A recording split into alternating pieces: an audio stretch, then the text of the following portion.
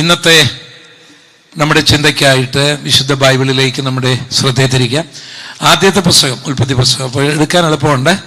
ആദ്യത്തെ അധ്യായം, അപ്പോഴതും എടുക്കാൻ എളുപ്പമുണ്ട്. അപ്പോൾ നിങ്ങളെല്ലാവരും അത് എടുത്തുവെന്ന് ഞാൻ കരുതുന്നു. അപ്പം നമുക്ക് എല്ലാവർക്കും ചേർന്ന് വായിക്കണം. ഞാൻ സത്യത്തിൽ വേറൊരു വിഷയമൊക്കെ ഇങ്ങനെ പ്രസംഗിക്കാനാണ് വന്നത്. എന്നാൽ ഇന്നലെ രാത്രി തന്നെ അതിനെ ഒരു ചേഞ്ച് വരുത്തി ദൈവം എൻ്റെ മനസ്സിൽ. പക്ഷേ എങ്കിലും പിന്നെയും ഞാൻ വേറൊരു വിഷയം പ്രസംഗിക്കാനാണ്. അത് ഇന്ന് രാത്രിയെങ്കിലും പറയണമെന്ന് എനിക്ക് ആഗ്രഹമുണ്ട്, കർത്താവ് അനുവദിക്കുകയാണെങ്കിൽ. അല്ലെങ്കിൽ മെസ്സേജ് വീണ്ടും ചേഞ്ചായി പോകും. ദൈവം എന്ത് പറയുന്നു അത് തന്നെ നടക്കട്ടെ. ഉൽപ്പത്തി പുസ്തകം 1-ാം അധ്യായത്തിൻ്റെ 11-ാം വാക്യം. ഭൂമിയിൽ നിന്ന് പുല്ലും വിത്തുള്ള സസ്യങ്ങളും ഭൂമിയിൽ അതത് തരം വിത്തുള്ള ഫലം കായ്ക്കുന്ന വൃക്ഷങ്ങളും മുളച്ചു വരട്ടെ എന്ന് ദൈവം കൽപ്പിച്ചു. അങ്ങനെ സംഭവിച്ചു. ഭൂമിയിൽ നിന്ന് പുല്ലും അതത് തരം വിത്തുള്ള ഫലം കായ്ക്കുന്ന വൃക്ഷങ്ങളും മുളച്ചു വന്നു. നല്ലത് എന്ന് ദൈവം കണ്ടു. സന്ധ്യയായി ഉഷസ്സുമായി 3-ാം ദിവസം. അപ്പം നമുക്ക് എല്ലാവർക്കും ഒന്ന് വായിക്കാമോ? ഈ വാക്യം ചേർന്ന് ഒന്നിച്ച് ബൈബിൾ എടുത്തവരെല്ലാം ഒന്ന് വായിക്കാമോ? ചേർന്ന് വായിക്കാമോ? കമോൺ. ഭൂമിയിൽ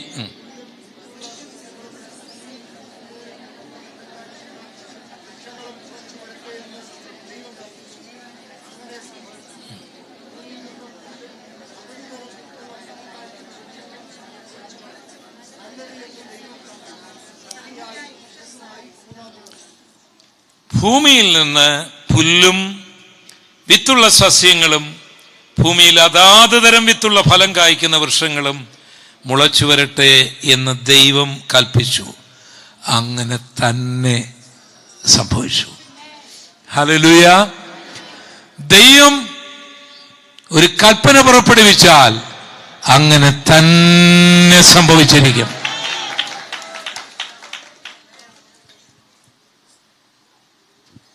ഭൂമിയിൽ നിന്ന് പുല്ലും അതാത് തരം വിത്തുള്ള ഫലം കായ്ക്കുന്ന വൃക്ഷങ്ങളും മുളച്ചു വന്നു. നല്ലതെന്ന് ദൈവം കണ്ടു. ദൈവം എന്തെങ്കിലും കൽപ്പിക്കുന്നെങ്കിൽ, ദൈവം എന്തെങ്കിലും മുളപ്പിക്കുന്നെങ്കിൽ അത് നല്ലതായിരിക്കും. Hallelujah, hallelujah. ദൈവം എന്തെങ്കിലും നിങ്ങൾക്ക് വേണ്ടി കൽപ്പിക്കുന്നെങ്കിൽ, എന്തെങ്കിലും ദൈവം മുളപ്പിച്ചു വരുത്തുന്നെങ്കിൽ അത് നല്ലത് മാത്രമായിരിക്കും. സന്ധ്യയായ വിശ്വസമായി 3-ാം ദിവസം. ഇവിടെ പുല്ലും സസ്യങ്ങളും വൃക്ഷങ്ങളെയും ദൈവം മുളപ്പിക്കുന്നു. നിങ്ങൾ ശ്രദ്ധിച്ചോ? അത് മൂന്നും ദൈവം നല്ലതെന്ന് കണ്ടു. പുല്ലിനേക്കാൾ വിലയുണ്ടാകും സസ്യത്തിന്, സസ്യത്തെക്കാൾ വിലയുണ്ടാകും വൃക്ഷത്തിന്. അത് തരം തിരിച്ചു തന്നെയാണ് ദൈവം സൃഷ്ടിച്ചെങ്കിൽ അതിനെ മൂന്നിനെയും ദൈവം നല്ലതെന്ന് കണ്ടു. ദൈവം നല്ലതെന്ന് കണ്ടതെല്ലാം നമുക്ക് നല്ലതായിരിക്കണം. ദൈവം തരം തിരിച്ചില്ലെങ്കിൽ നാമും തരം തിരിക്കരുത്. വൃക്ഷവും നല്ലത്, പുല്ലും നല്ലത്, സസ്യവും നല്ലത്, ദൈവം സൃഷ്ടിച്ചതെല്ലാം നല്ലത്. അപ്പോൾ നമ്മുടെ ഉള്ളിലുള്ള ആ ഈഗോയും നമ്മുടെ ഉള്ളിലുള്ള ചില വിലയിരുത്തുകളും മാറിയിട്ട് ദൈവം കൽപ്പിച്ചു മുളച്ചതെല്ലാം നല്ലതാണെന്ന് കാണാനും നല്ലതാണെന്ന് പറയാനും ഒരു മനസ്സ് നമുക്കുണ്ടെങ്കിൽ നാം അനുഗ്രഹിക്കപ്പെടും.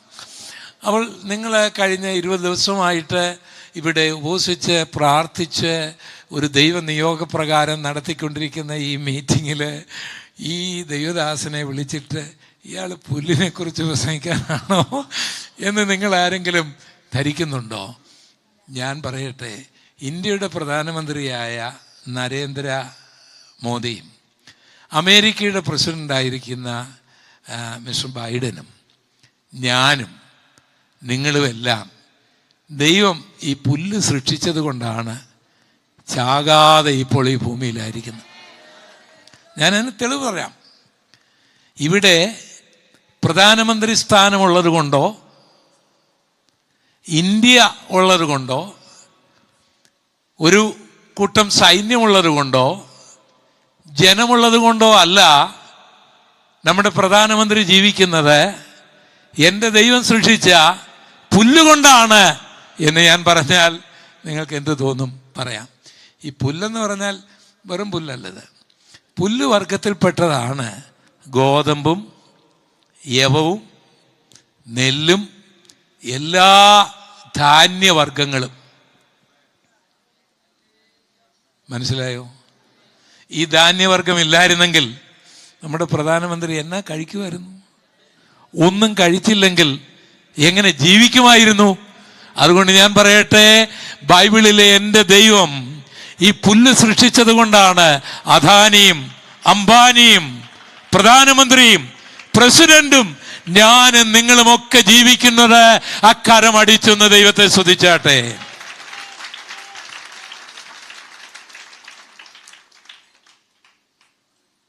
ടാറ്റ ഉരുക്ക് കഴിച്ചാൽ ജീവിക്കാൻ ഒക്കുവോ? ബിൽഗേറ്റ് കമ്പ്യൂട്ടർ തിന്നുകൊണ്ട് ജീവിക്കാൻ ഒക്കുവോ? പറ, ജീവിക്കാൻ ഒക്കുവോ? അദാനിക്ക് കപ്പൽ നിന്നുകൊണ്ട് ജീവിക്കാൻ ഒക്കുവോ? ഈ പുല്ലുണ്ടേലേ ഇവരൊക്കെ ജീവിക്കാൻ ഒക്കൂ.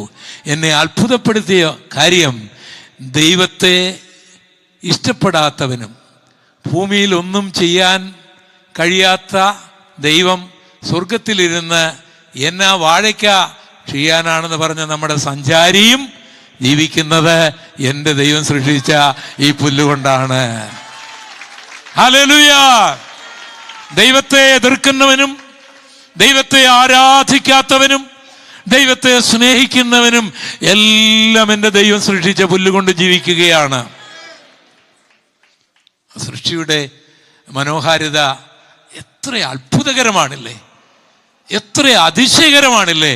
ചെറുതായിട്ട് കാണണ്ട ദൈവത്തിൻ്റെ പ്രവർത്തനങ്ങൾ. അപ്പോൾ നിങ്ങൾ ബൈബിൾ വായിച്ചു വരുമ്പോൾ ഇങ്ങനെ വായിച്ചു വിടാതിരിപ്പാൻ, ആ ബൈബിളിൻ്റെ ആ ചിന്തയിലേക്ക്, ബൈബിളിലെ ഓരോ വാക്യങ്ങളിലൂടെയും പരിശുദ്ധാത്മാവ് ഇടപെടുന്ന ആ വിധങ്ങളെക്കുറിച്ച് ചിന്തിക്കുവാൻ ഞാൻ ഈ വിഷയമൊന്ന് വ്യാഖ്യാനിക്കുവാൻ മാത്രമാണ് ആഗ്രഹിക്കുന്നത്. അപ്പം പുല്ലും സസ്യങ്ങളും, അപ്പം സസ്യങ്ങളെന്ന് പറയും. ഇനി പുല്ല് കൊണ്ട് തന്നെ ജീവിക്കുന്നവരെ ഈ തിരുവനന്തപുരത്ത് കച്ചവടക്കാര്, റേഷൻ കടക്കാർക്ക് ധാന്യങ്ങളൊന്നുമില്ലെങ്കിൽ അവരുടെ കച്ചവടം എവിടെ പോവും?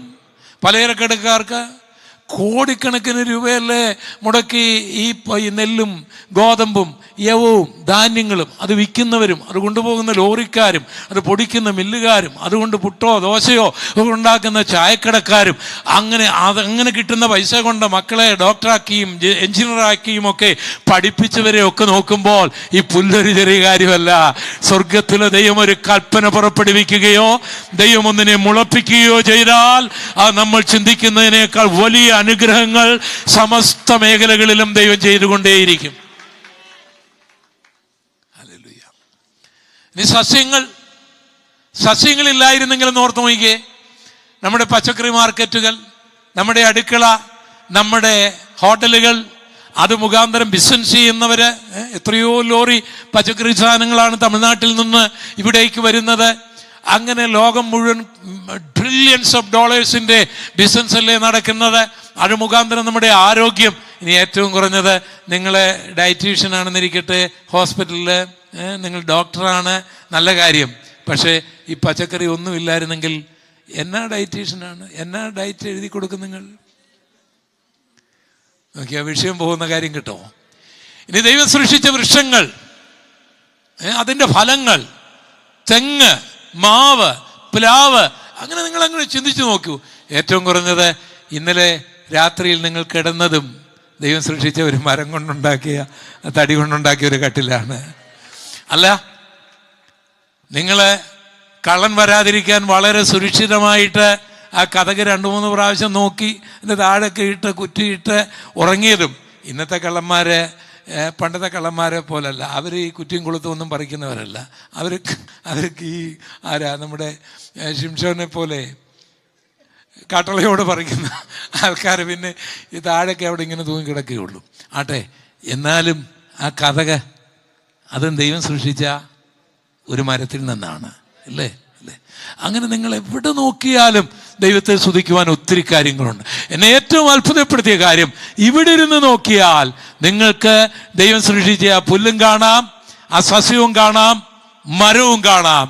എൻ്റെ ദൈവം കൽപ്പിച്ച് മുളച്ചു വരുന്നതാണെങ്കിൽ അതിനെ നശിപ്പിക്കാൻ ആർക്കും കഴിയുകയില്ല. അത് യുഗങ്ങൾ കഴിഞ്ഞാലും നിലനിൽക്കുക തന്നെ ചെയ്യും. ഇനി ഞാനൊരു ചെറിയ ചോദ്യം ചോദിച്ചിട്ട് നിങ്ങളോട് ഈ വിഷയത്തിലേക്ക് എൻ്റെ ഹൃദയത്തിൽ പ്രേരിപ്പിക്കപ്പെട്ട ഒരു മെസ്സേജ് പറഞ്ഞ് ഞാൻ എൻ്റെ വാക്കുകളെ ചുരുക്കുന്നതാണ്. ഉൽപ്പത്തി പുസ്തകം 1-ാം അധ്യായം മുതൽ നിങ്ങൾ വായിച്ച ഏതുവരെയുള്ള വാക്യങ്ങളാണ് നിങ്ങൾ വായിച്ചത്? അല്ല, തുടങ്ങിയത് 9 അല്ലേ? 11 മുതൽ 11 വരെ അല്ലെങ്കിൽ 10 വരെയുള്ള വാക്യങ്ങളിൽ ഈ പുല്ലും സസ്യങ്ങളും വൃക്ഷവും മുളയ്ക്കാതിരിപ്പാൻ എന്തെല്ലാം തടസ്സങ്ങൾ ഉണ്ടായിരുന്നു എന്ന് കണ്ടുപിടിക്കണം. ഒന്ന് നോക്കിയ എല്ലാവരും ബൈബിൾ. ഉൽപ്പത്തി പുസ്തകം 1-ാം അധ്യായം 1 മുതൽ 10 വരെയുള്ള വാക്യങ്ങളിൽ പുല്ല് മുളയ്ക്കണമെങ്കിൽ, സസ്യം മുളയ്ക്കണമെങ്കിൽ, വൃക്ഷം മുളയ്ക്കണമെങ്കിൽ കാർഷികമായ ചില കാര്യങ്ങൾ നമ്മൾ അറിയേണ്ടതുണ്ട്. അതിനെന്തെല്ലാം തടസ്സങ്ങൾ അവിടെ ഉണ്ടായിരുന്നുവെന്ന് അവിടെ രേഖപ്പെടുത്തിയിട്ടുണ്ട്. അത് ഒന്ന് പറയാമോ? ഏതാണെന്ന് എളുപ്പം. എന്താ? മഞ്ഞും മഴയും ഇല്ല. അപ്പൊ ഒന്ന്, ഭൂമി പാഴും ശൂന്യമാണ്, അവിടെ ഒന്നും കിളുക്കുകയല്ല. അതൊരു നല്ല റീസണാണ്. അടുത്തത്, എങ്ങനെ? ഇരുളുണ്ടായിരുന്നു. അതും നല്ലൊരു റീസണാണ്. കാരണം പ്രകാശ സംശ്ലേഷണമില്ലാതെ ഒരു സസ്യത്തിനും നിലനിൽക്കാൻ ഒക്കെയില്ല. അത് നല്ലൊരു റീസണാണ്. അടുത്തത്, വെള്ളം ഉണ്ടെങ്കിൽ നിൽക്കാനൊക്കത്തുള്ളൂ. ഇത് വെള്ളം കൂടുതലാണ്. കിലോമീറ്റർ മുകളിൽ കൂടുതൽ വെള്ളം കിടക്കുകയാണ്. സത്യത്തിൽ ദൈവം വെള്ളം സൃഷ്ടിച്ചപ്പോൾ, അല്ലെങ്കിൽ വെള്ളം ദൈവം സൃഷ്ടിച്ചപ്പോൾ അന്ന് സൃഷ്ടിച്ച വെള്ളമേ ഇന്നുമുള്ളൂ. അന്ന് ദൈവം സൃഷ്ടിച്ച വെള്ളമേ ഇന്നുമുള്ളൂ, നാളെ ഉള്ളൂ. കാരണം വെള്ളം ഹൈഡ്രജനും ഓക്സിജനുമാണ്, അതിൻ്റെ സംയുക്തമാണ്. വെള്ളം വാതകമാകാം, ഐസാകാം, ലിക്വിഡ് ഫോമിലാകാം, നീരാവിയാകാം. ദൈവം സൃഷ്ടിച്ച വെള്ളം കൂടിയിട്ടില്ല, കുറഞ്ഞിട്ടില്ല. അതാണ് ദൈവത്തിൻ്റെ സൃഷ്ടിയുടെ മനോഹാരിത. അത് കുറേ വാതകങ്ങളായിട്ടും കുറേ ഐസായിട്ടും ഒക്കെ കൂട്ടിയത് കൊണ്ടാണ് കരഭാഗം ഉണ്ടായത്. അപ്പോൾ ഈ ഭൂമിയിൽ 4/3 ഭാഗവും വെള്ളമാണെന്ന് നമുക്കറിയാം. ഈ തിരുവനന്തപുരത്തിൻ്റെ കിലോമീറ്റർ മുകളിൽ വെള്ളമായിരുന്നു ഒരു കാലത്ത്. അപ്പോൾ അവിടെ എന്തെങ്കിലും കിളുക്കുമോ? വൃക്ഷങ്ങൾക്ക് വെള്ളം ആവശ്യമാണെങ്കിലും, സസ്യങ്ങൾക്ക് വെള്ളം ആവശ്യമാണെങ്കിലും, സസ്യത്തിന് മുകളിൽ, വൃക്ഷത്തിന് മുകളിൽ, പുല്ലിന് മുകളിൽ വെള്ളം വന്നാൽ അത് ചീഞ്ഞു പോകും. അതിന് വളരുവാനായി കഴിയില്ല. അപ്പോൾ പ്രകാശമില്ലായിരുന്നു, പാഴായിരുന്നു. ബൈബിൾ പറയുന്നത് എന്താണ്? The earth became void and formless. അത് പാഴ് മാത്രമല്ല, ഒന്നിനും കൊള്ളാത്ത ഒരു നിലയിലേക്ക് ആയിപ്പോയി. അവിടെ ഇരുട്ടുണ്ട്, അവിടെ വെള്ളം മൂടിക്കിടക്കുകയാണ്. ഇത്രയും 3 തടസ്സങ്ങൾ ഉള്ള ഒരു മേഖലയിലാണ് ദൈവം ഈ കാര്യങ്ങൾ ചെയ്യാൻ പോകുന്നത്. നിങ്ങൾക്ക് വല്ലോ കാര്യം മനസ്സിലായോ? മണ്ണുത്തിയിലെ, തൃശ്ശൂരെ കാർഷിക കോളേജിലെ പ്രൊഫസർമാരെയോ സയൻറ്റിസ്റ്റിനെയോ അല്ലെങ്കിൽ ഇവിടെയുള്ള കാർഷിക കോളേജിലെ അധ്യാപകരെയോ വിളിച്ചിട്ട് ഈ 3 തടസ്സങ്ങൾ അവരുടെ മുൻപിൽ പറയുക. പ്രകാശമില്ല, ഫെർട്ടൈൽ ലാൻഡ് അല്ല, വെള്ളം മൂടിക്കിടക്കുകയാണ്. ഇവിടെ കൃഷിക്ക് യോഗ്യമാണോ എന്ന് ചോദിച്ചാൽ അവരെല്ലാവരും പറയും യോഗ്യമല്ല, ആരെ കൊണ്ടും സാധിക്കുകയില്ലെന്ന്. എന്നാൽ എൻ്റെ ദൈവത്തോട് ചോദിച്ചാൽ എൻ്റെ ദൈവം പറയും ഇവിടെയാണ് എൻ്റെ അത്ഭുതങ്ങൾ ചെയ്യുവാൻ പോകുന്നത്. കാരണം the things which is impossible with man, the same is possible with our God. എനിക്ക് കഴിയാത്തത്, ശാസ്ത്രജ്ഞന്മാർക്ക് കഴിയാത്തത്, ലോകത്തിന് കഴിയാത്തത്, ബുദ്ധിജീവികൾക്ക് കഴിയാത്തത് എൻ്റെ ദൈവത്തിന് ചെയ്യുവാനായിട്ട് കഴിയും. ഇതാണ് ദൈവവിശ്വാസം. അവിശ്വസനീയമായി നമുക്ക് തോന്നുന്ന പല കാര്യങ്ങളും, തടസ്സങ്ങൾ ദൈവം മാറ്റുന്ന വിധങ്ങൾ അത്ഭുതകരമാണ്. ആദ്യം ദൈവം ചെയ്യുന്ന കാര്യങ്ങൾ ഈ 3-ാം ദിവസത്തിന് മുൻപ് 1-ാം ദിവസത്തിൽ നിന്ന് നോക്കുന്നവനും രണ്ടാം ദിവസത്തിൽ നിന്ന് നോക്കുന്നവനും നിരാശനായി മടങ്ങിപ്പോകും. ഇവിടെ ഒന്നും നടക്കുകയില്ല, ഇവിടെ ഒന്നും മുളയ്ക്കുകയില്ല, ഇവിടെ ഒരു അനുഗ്രഹം ഉണ്ടാകുകയില്ല, ഈ ഇരുള് മാറുകയില്ല, ഈ വെള്ളം മാറ്റുവാൻ ആർക്കും കഴിയുകയില്ല, ഇത് പാഴാണ്, ഇത് ശൂന്യമാണ് എന്ന് പറഞ്ഞുകൊണ്ടേയിരിക്കും. എന്നാൽ മൂന്നാം ദിവസത്തിൽ അവൻ അത്ഭുതപ്പെട്ടുകൊണ്ട് പറയും, ദൈവമേ, എന്റെ അവിശ്വാസം നീ ക്ഷമിക്കണമേ, എന്റെ കുറവുകൾ ക്ഷമിക്കണമേ, മനുഷ്യന്റെ മുഖത്തേക്ക് നോക്കിയത് ക്ഷമിക്കണമേ, നിന്നാൽ അസാധ്യമായതൊന്നുമില്ല എന്ന് ഇപ്പോൾ എനിക്ക് ബോധ്യമായിരിക്കുന്നു. Praise the Lord. അപ്പം ദൈവം ഈ തടസ്സങ്ങളെ മാറ്റുന്നത് എങ്ങനെയാണ്? ഒന്നാം ദിവസം ദൈവം പറയുകയാണ്, let there be light, there was light. വെളിച്ചമുണ്ടാകട്ടെ എന്ന് ദൈവം കൽപ്പിച്ചു, വെളിച്ചമുണ്ടായി എന്ന് പറഞ്ഞാൽ ആ വാക്കിന്റെ അർത്ഥം let there be light, there was light എന്ന് പറയുമ്പോൾ അതിന്റെ അർത്ഥം ഇതിനിടയ്ക്ക് ഈ പറയുന്നതിനും വരുന്നതിനും ഇടയ്ക്ക് ഒരു ഗ്യാപ്പും ഇല്ലെന്നാണ്. Praise the Lord. സ്വർഗം ഒരു കൽപ്പന പുറപ്പെടുവിച്ചാൽ അത് അപ്പോൾ തന്നെ സംഭവിച്ചിരിക്കും. Hallelujah, hallelujah. ദൈവം ഒരു കൽപ്പന പുറപ്പെടുവിച്ചാൽ അത് അപ്പോൾ തന്നെ സംഭവിച്ചിരിക്കും. മൂന്നാം ദിവസത്തിന് വേണ്ടിയാണ്. ഇവിടെ വൃക്ഷങ്ങളൊന്നും മുളച്ചു വച്ചിട്ടില്ല, സസ്യങ്ങളൊന്നും മുളച്ചു വരുന്നുമില്ല. പക്ഷെ ദൈവം തൻ്റെ പ്രവർത്തനം ആരംഭിച്ചിട്ടുണ്ട്. വെളിച്ചമുണ്ടെങ്കിൽ ഓർത്തുകൊള്ളണം, പ്രവർത്തനം ആരംഭിച്ചിട്ടുണ്ട്, പ്രവർത്തനം ആരംഭിച്ചിട്ടുണ്ട്. ഇവിടെ ഒന്നും ഞാൻ കിളിപ്പിക്കുകയില്ല എന്ന് വർഷങ്ങളായി വാത് കെട്ടിയിരിക്കുന്ന അന്ധകാരത്തിന്റെ ശക്തിക്ക് നിൽക്കുവാൻ കഴിയാതെ വണ്ണം അവൻ കൽപ്പന പുറപ്പെടുവിച്ചിട്ടുണ്ട്. നിനക്ക് വേണ്ടി, നിന്റെ കുടുംബത്തിന് വേണ്ടി, നിന്റെ കുഞ്ഞുങ്ങൾക്ക് വേണ്ടി, നിന്റെ സഭയ്ക്ക് വേണ്ടി, നിന്റെ ശുശ്രൂഷയ്ക്ക് വേണ്ടി ഇവിടെ ഒന്നും കിളിക്കുവാൻ ഞാൻ അനുവദിക്കുകയില്ല എന്ന് വാത് കെട്ടി മൂടിക്കിടക്കുന്ന ആ കൂരിരുട്ടുണ്ടല്ലോ, എന്റെ യേശുവിന്റെ ഒരൊറ്റ വാക്കിൽ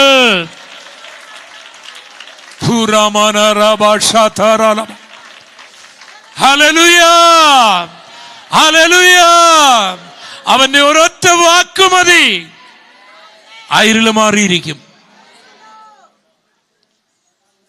രണ്ടാമത് കർത്താവ് എന്താണ് ചെയ്തെന്നറിയാമോ? കർത്താവ് എന്ത് ചെയ്തു?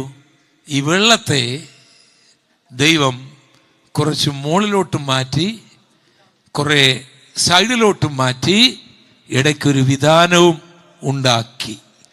ഈ വെള്ളമാണല്ലോ മൂടിക്കിടക്കുന്നത്. ഇത് മോട്ടർ വെച്ചൊന്നും അടിച്ചു മാറ്റാൻ ഒക്കെയില്ല. കുട്ടനാടൻ മേഖലകളിൽ പണ്ടെല്ലാം ഈ വെള്ളം കയറുമ്പോൾ ചക്രം ചവിട്ടിയാണ് വെള്ളം കളഞ്ഞുകൊണ്ടിരുന്നത്. ഇപ്പോഴൊക്കെ മോട്ടറാണ് വെക്കുന്നത്. പക്ഷെ കിലോമീറ്റർ ഉയരത്തിൽ വെള്ളം കൂടിക്കിടന്നാൽ ഏത് മോട്ടർ വെച്ച് അടിച്ചു കളയാൻ കഴിയും? കോട്ടയം ചെങ്ങന്നൂരുമൊക്കെ വെള്ളം കൂടിയപ്പോൾ ഒരു മോട്ടറും വർക്ക് ചെയ്തില്ല. തിരുവനന്തപുരത്തു നിന്നൊക്കെ ആൾക്കാർ വള്ളവുമായി വന്നതുകൊണ്ടാണ് ഞങ്ങളുടെ അച്ചായന്മാർ പലരും രക്ഷപ്പെട്ടിപ്പോഴും ജീവിക്കുന്നത്. അപ്പം മോട്ടർ വെച്ചടിക്കുന്ന പരിപാടിയല്ല. ഇവിടെ വെള്ളം എന്ന് പറഞ്ഞാൽ കിലോമീറ്റർ ഉയരത്തിൽ കിടക്കുക, ഇതിനെ മാറ്റാൻ ഒക്കുകയല്ല. ഈ വെള്ളം പറയുന്നതിനാണെന്നറിയോ, ദൈവത്തിന് പ്ലാൻ ഉണ്ടാകും ഇവിടെ പുല്ല് കിളിപ്പിക്കാനും സസ്യം കിളിപ്പിക്കാനും. പക്ഷേ ഞാനുള്ളിടത്തോളം കാലം ഇവിടെ ഒന്നും കിളിക്കുകയില്ല. അവനങ്ങനെ പറഞ്ഞുകൊള്ളട്ടെ. ദൈവത്തിൻ്റെ സമയമാകുമ്പോൾ, ആ മൂന്നാം ദിവസമാകുമ്പോൾ മോളിലേക്ക് കൊണ്ടുപോകേണ്ടവനെ മോളിലേക്ക് കൊണ്ടുപോയും, സൈഡിലേക്ക് കൊണ്ടുപോയവനെ സൈഡിലേക്ക് കൊണ്ടുപോയും, ഫ്രീസാക്കി വെക്കേണ്ടവനെ ഫ്രീസാക്കി വെക്കും. കർത്താവ് തന്റെ മുളകളെ മുളപ്പിച്ച് പുറത്തു കൊണ്ടുവരും.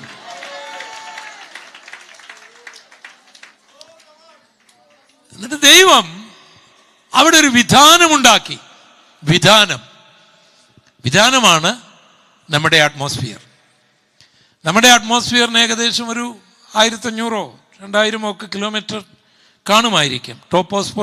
ടോപ്പോസ്ഫിയർ തുടങ്ങി എക്സോസ്ഫിയർ വരെയുള്ള ഈ ആകാശത്തട്ടുകൾ നമുക്കെല്ലാം ആകാശമായി തോന്നുന്നെങ്കിലും ഞാനും നിങ്ങളും ഒക്കെ ജീവിക്കുവാൻ കാരണം ഈ 12,000 കിലോമീറ്ററിനുള്ളിലുള്ള ഈ അന്തരീക്ഷ മണ്ഡലമാണ്, ആകാശ മണ്ഡലങ്ങളാണ്. ആകാശം എന്ന് പറഞ്ഞാൽ ഇങ്ങനെ വിസ്തൃതമായി കിടക്കുകയല്ലേ. ദൈവം സൃഷ്ടിച്ച ഏറ്റവും വലുപ്പമേറിയത് ഏതാണെന്ന് ചോദിച്ചാൽ നിങ്ങൾ കണ്ണടച്ച് പറയാം, അത് ആകാശമാണ്. കാരണം ഈ ഭൂമി ആകാശത്തിലാണ് കറങ്ങുന്നത്, സൂര്യന് ചുറ്റും. സൂര്യൻ മിൽക്കി വേ ഗാലക്സിക്ക്, അല്ലെങ്കിൽ ഈ സോളാർ സിസ്റ്റം മിൽക്കി വേ ഗാലക്സിക്ക് ചുറ്റുമാണ് കറങ്ങുന്നത്.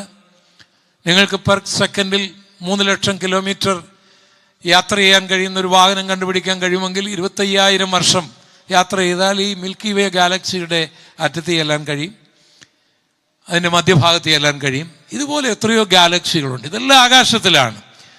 പക്ഷേ ഈ ആകാശത്തിലെ ഈ വിധാനമാണ് നമ്മെ അത്ഭുതപ്പെടുത്തുന്നത്. 19-ാം സങ്കീർത്തനത്തിൽ ദൈവം പറയുന്നു, ദൈവത്തിൻ്റെ വചനം പറയുന്നു, ആകാശം ദൈവത്തിൻ്റെ മഹത്വത്തെ വർണ്ണിക്കുന്നു, ആകാശവിധാനം അവൻ്റെ കൈവേലയെ പ്രസിദ്ധമാക്കുന്നു. അപ്പോൾ ആകാശവിധാനം, ദൈവം ഒരു വിധാനമുണ്ടാക്കി.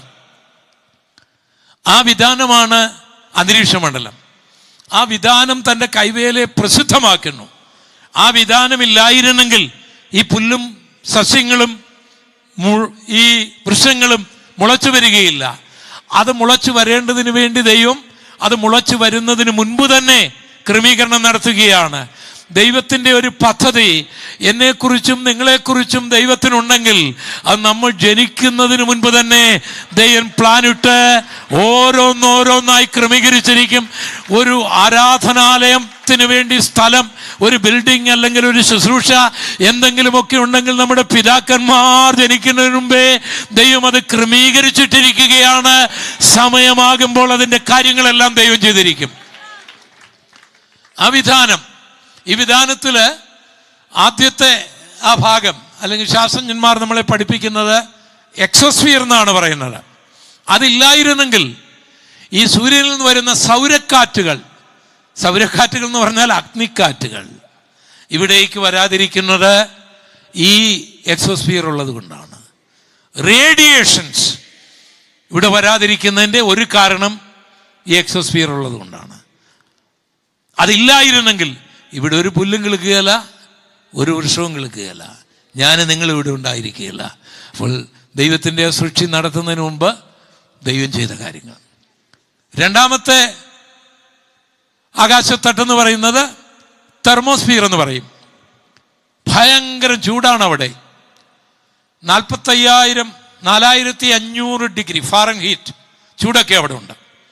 അവിടെ അയോണീകരണം നടക്കുകയാണ്. അയോണുകൾ അവിടെ ഉണ്ടാകുകയാണ്. അയോണുകൾക്ക് വൈദ്യുതി ചാലക ശക്തിയുണ്ട്.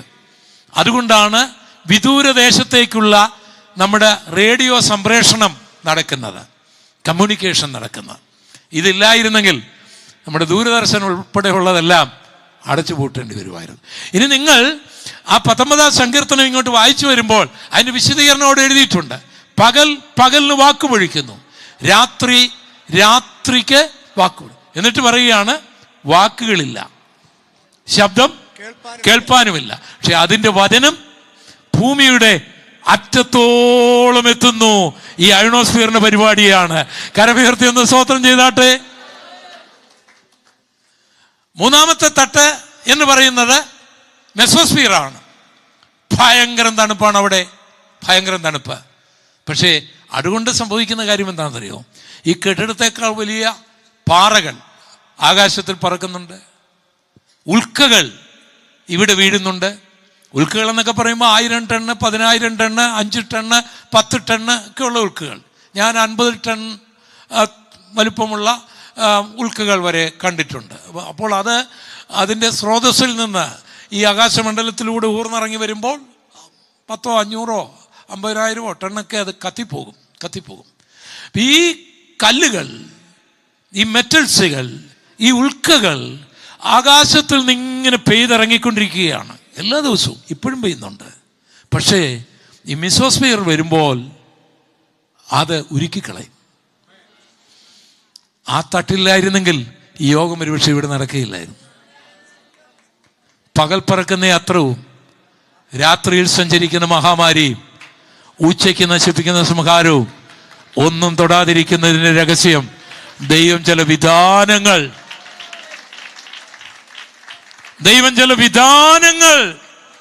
എനിക്ക് വേണ്ടി നിങ്ങൾക്ക് വേണ്ടിയും ഒക്കെ വെച്ചിട്ടുണ്ട്.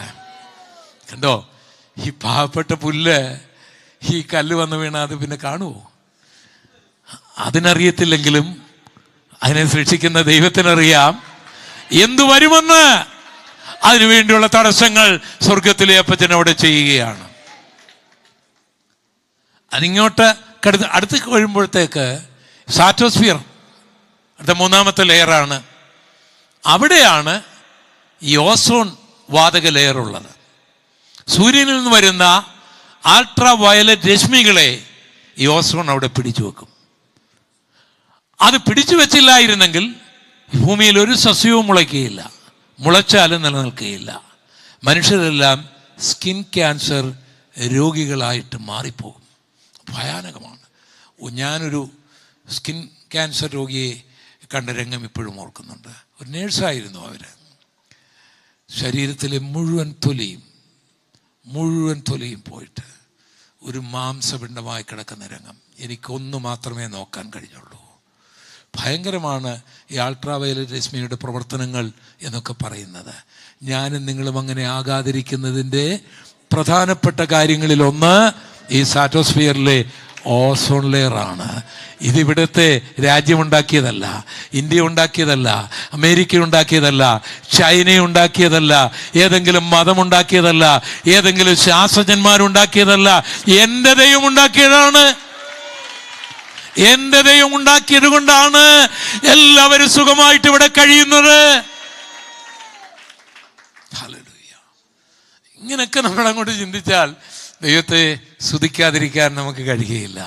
നമുക്ക് എന്ത് കണ്ടാലും ദൈവത്തെ സ്തുതിക്കാൻ കഴിയും. കാരണം അവിടെ എല്ലാം ദൈവത്തിൻ്റെ കയ്യൊപ്പുകൾ നമുക്ക് കാണുവാനായിട്ട് കഴിയും. ഇനി ഏറ്റവും നമ്മുടെ മുകളിലുള്ളത് ഒരു 11 കിലോമീറ്റർ വരെ മാക്സിമം, അതിന് ടോപ്പോസ്ഫിയർ എന്നാണ് പറയുന്നത്. ഈ ലെയർ ഉള്ളത് കൊണ്ടാണ് നമ്മളൊക്കെ ശ്വസിക്കുന്നത്. അപ്പോൾ വാതകങ്ങൾ, ഹൈഡ്രജനും ഓക്സിജനും നൈട്രജനും വാതക സഞ്ചയങ്ങളാണ്. അതിൽ പ്രത്യേകിച്ച് ഓക്സിജൻ. ഈ ലെയർ ഇല്ലായിരുന്നെങ്കിൽ ഈ ഓക്സിജനെ പിടിച്ചു നിർത്താൻ കഴിയാതെ മുകളിലേക്ക് പോകുമായിരുന്നു. നമുക്കൊന്നും ശ്വസിക്കാൻ ഒന്നും ഉണ്ടാകുകയില്ല. കാർബൺ ഡൈ ഓക്സൈഡും സസ്യങ്ങൾക്ക് കിട്ടാതെ പോയേനും, ഇവിടെ ഒന്നും കിളുക്കാതെ വന്നേനും, ഒന്നും മുളയ്ക്കാതെ വന്നേനും. ഒരത്ഭുതമല്ലേ ദൈവം വിധാനമുണ്ടാക്കിയത്? എന്തെല്ലാം കാര്യങ്ങളാണ് എനിക്കും നിങ്ങൾക്കും വേണ്ടി നമ്മൾ ആരാധിക്കുന്ന ദൈവം നാം അറിയാതെ തന്നെ ചെയ്തുകൊണ്ടിരിക്കുന്നത്. ഇതൊന്നും കാണാതെയാണ് നമ്മൾ നിരാശപ്പെടുന്നത്. നമ്മൾ ഒന്നാം ദിവസത്തിൽ നിന്ന് നമ്മൾ ഇരുളിനെ കണ്ട് നിരാശപ്പെടുന്നവരാണ്, പാഴിനെ കണ്ട് നിരാശപ്പെടുന്നവരാണ്. രണ്ടാം ദിവസത്തിൽ വെള്ളം കണ്ട് നമ്മൾ നിരാശപ്പെടുന്നതാണ്. അവിടെ നിന്ന് വിശ്വാസത്തിൽ നീ മൂന്നാം ദിവസത്തിലേക്ക് വന്നാൽ അത് മാറുന്നത് കണ്ടാൽ ഒന്നാം ദിവസവും നിനക്ക് ആരാധിക്കാൻ കഴിയും, രണ്ടാം ദിവസവും നിനക്ക് ആരാധിക്കാൻ കഴിയും. നിനക്ക് പറയാൻ കഴിയും, വെള്ളമേ നിനക്ക് ഇവിടെ നിൽക്കാൻ കഴിയുകയില്ല, ഇരുളെ നിനക്ക് ഇവിടെ നിൽക്കുവാൻ കഴിയുകയില്ല.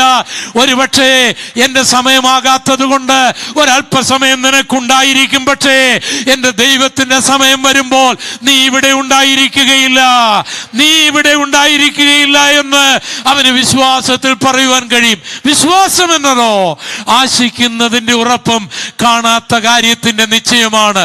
വിശ്വാസം എന്നോ പാഴിൻ്റെയും ശൂന്യതയുടെയും ഇരുളിൻ്റെയും വെള്ളത്തിൻ്റെയും നടുവിൽ നിന്നുകൊണ്ട് മൂന്നാം ദിവസത്തിലേക്ക് ചാടി നിന്നുകൊണ്ട് സ്തോത്രം ചെയ്യുന്നതാണ് വിശ്വാസം. അപ്പം ഈ വിധാനങ്ങൾ ദൈവമെല്ലാം ഉണ്ടാക്കിയതിനു ശേഷമാണ് ഈ അത്ഭുതകരമായ സൃഷ്ടി കർത്താവ് നടത്തുന്നത്. അപ്പോൾ ഒന്നാമത്തെ ദിവസത്തെ പാഴോ രണ്ടാമത്തെ ദിവസത്തെ ഇരുളോ ശൂന്യതയോ ഒന്നും ഭാരപ്പെടേണ്ട. ഇതൊക്കെ ജീവിതത്തിൻ്റെ, ഞാനതല്ലേ ബിലിഗ്രാമിൻ്റെ കാര്യം പറഞ്ഞില്ലേ, കരിമ്പനിലെ ബാർ ഷോപ്പിലെ മഞ്ഞ് പെയ്യുന്ന ആ രാത്രിയിൽ ഞങ്ങൾ അവിടെ ഉറങ്ങുമ്പോൾ പാടല്ലായിരുന്നോ, ശൂന്യമല്ലായിരുന്നോ, ഇരുളല്ലായിരുന്നോ? എന്നാൽ ഇന്നിപ്പോൾ ആ പാടെവിടെ, ആ ശൂന്യത എവിടെ?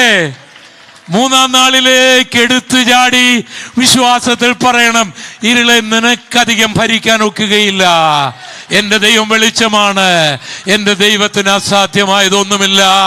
അത് സംഭവിച്ചിരിക്കും.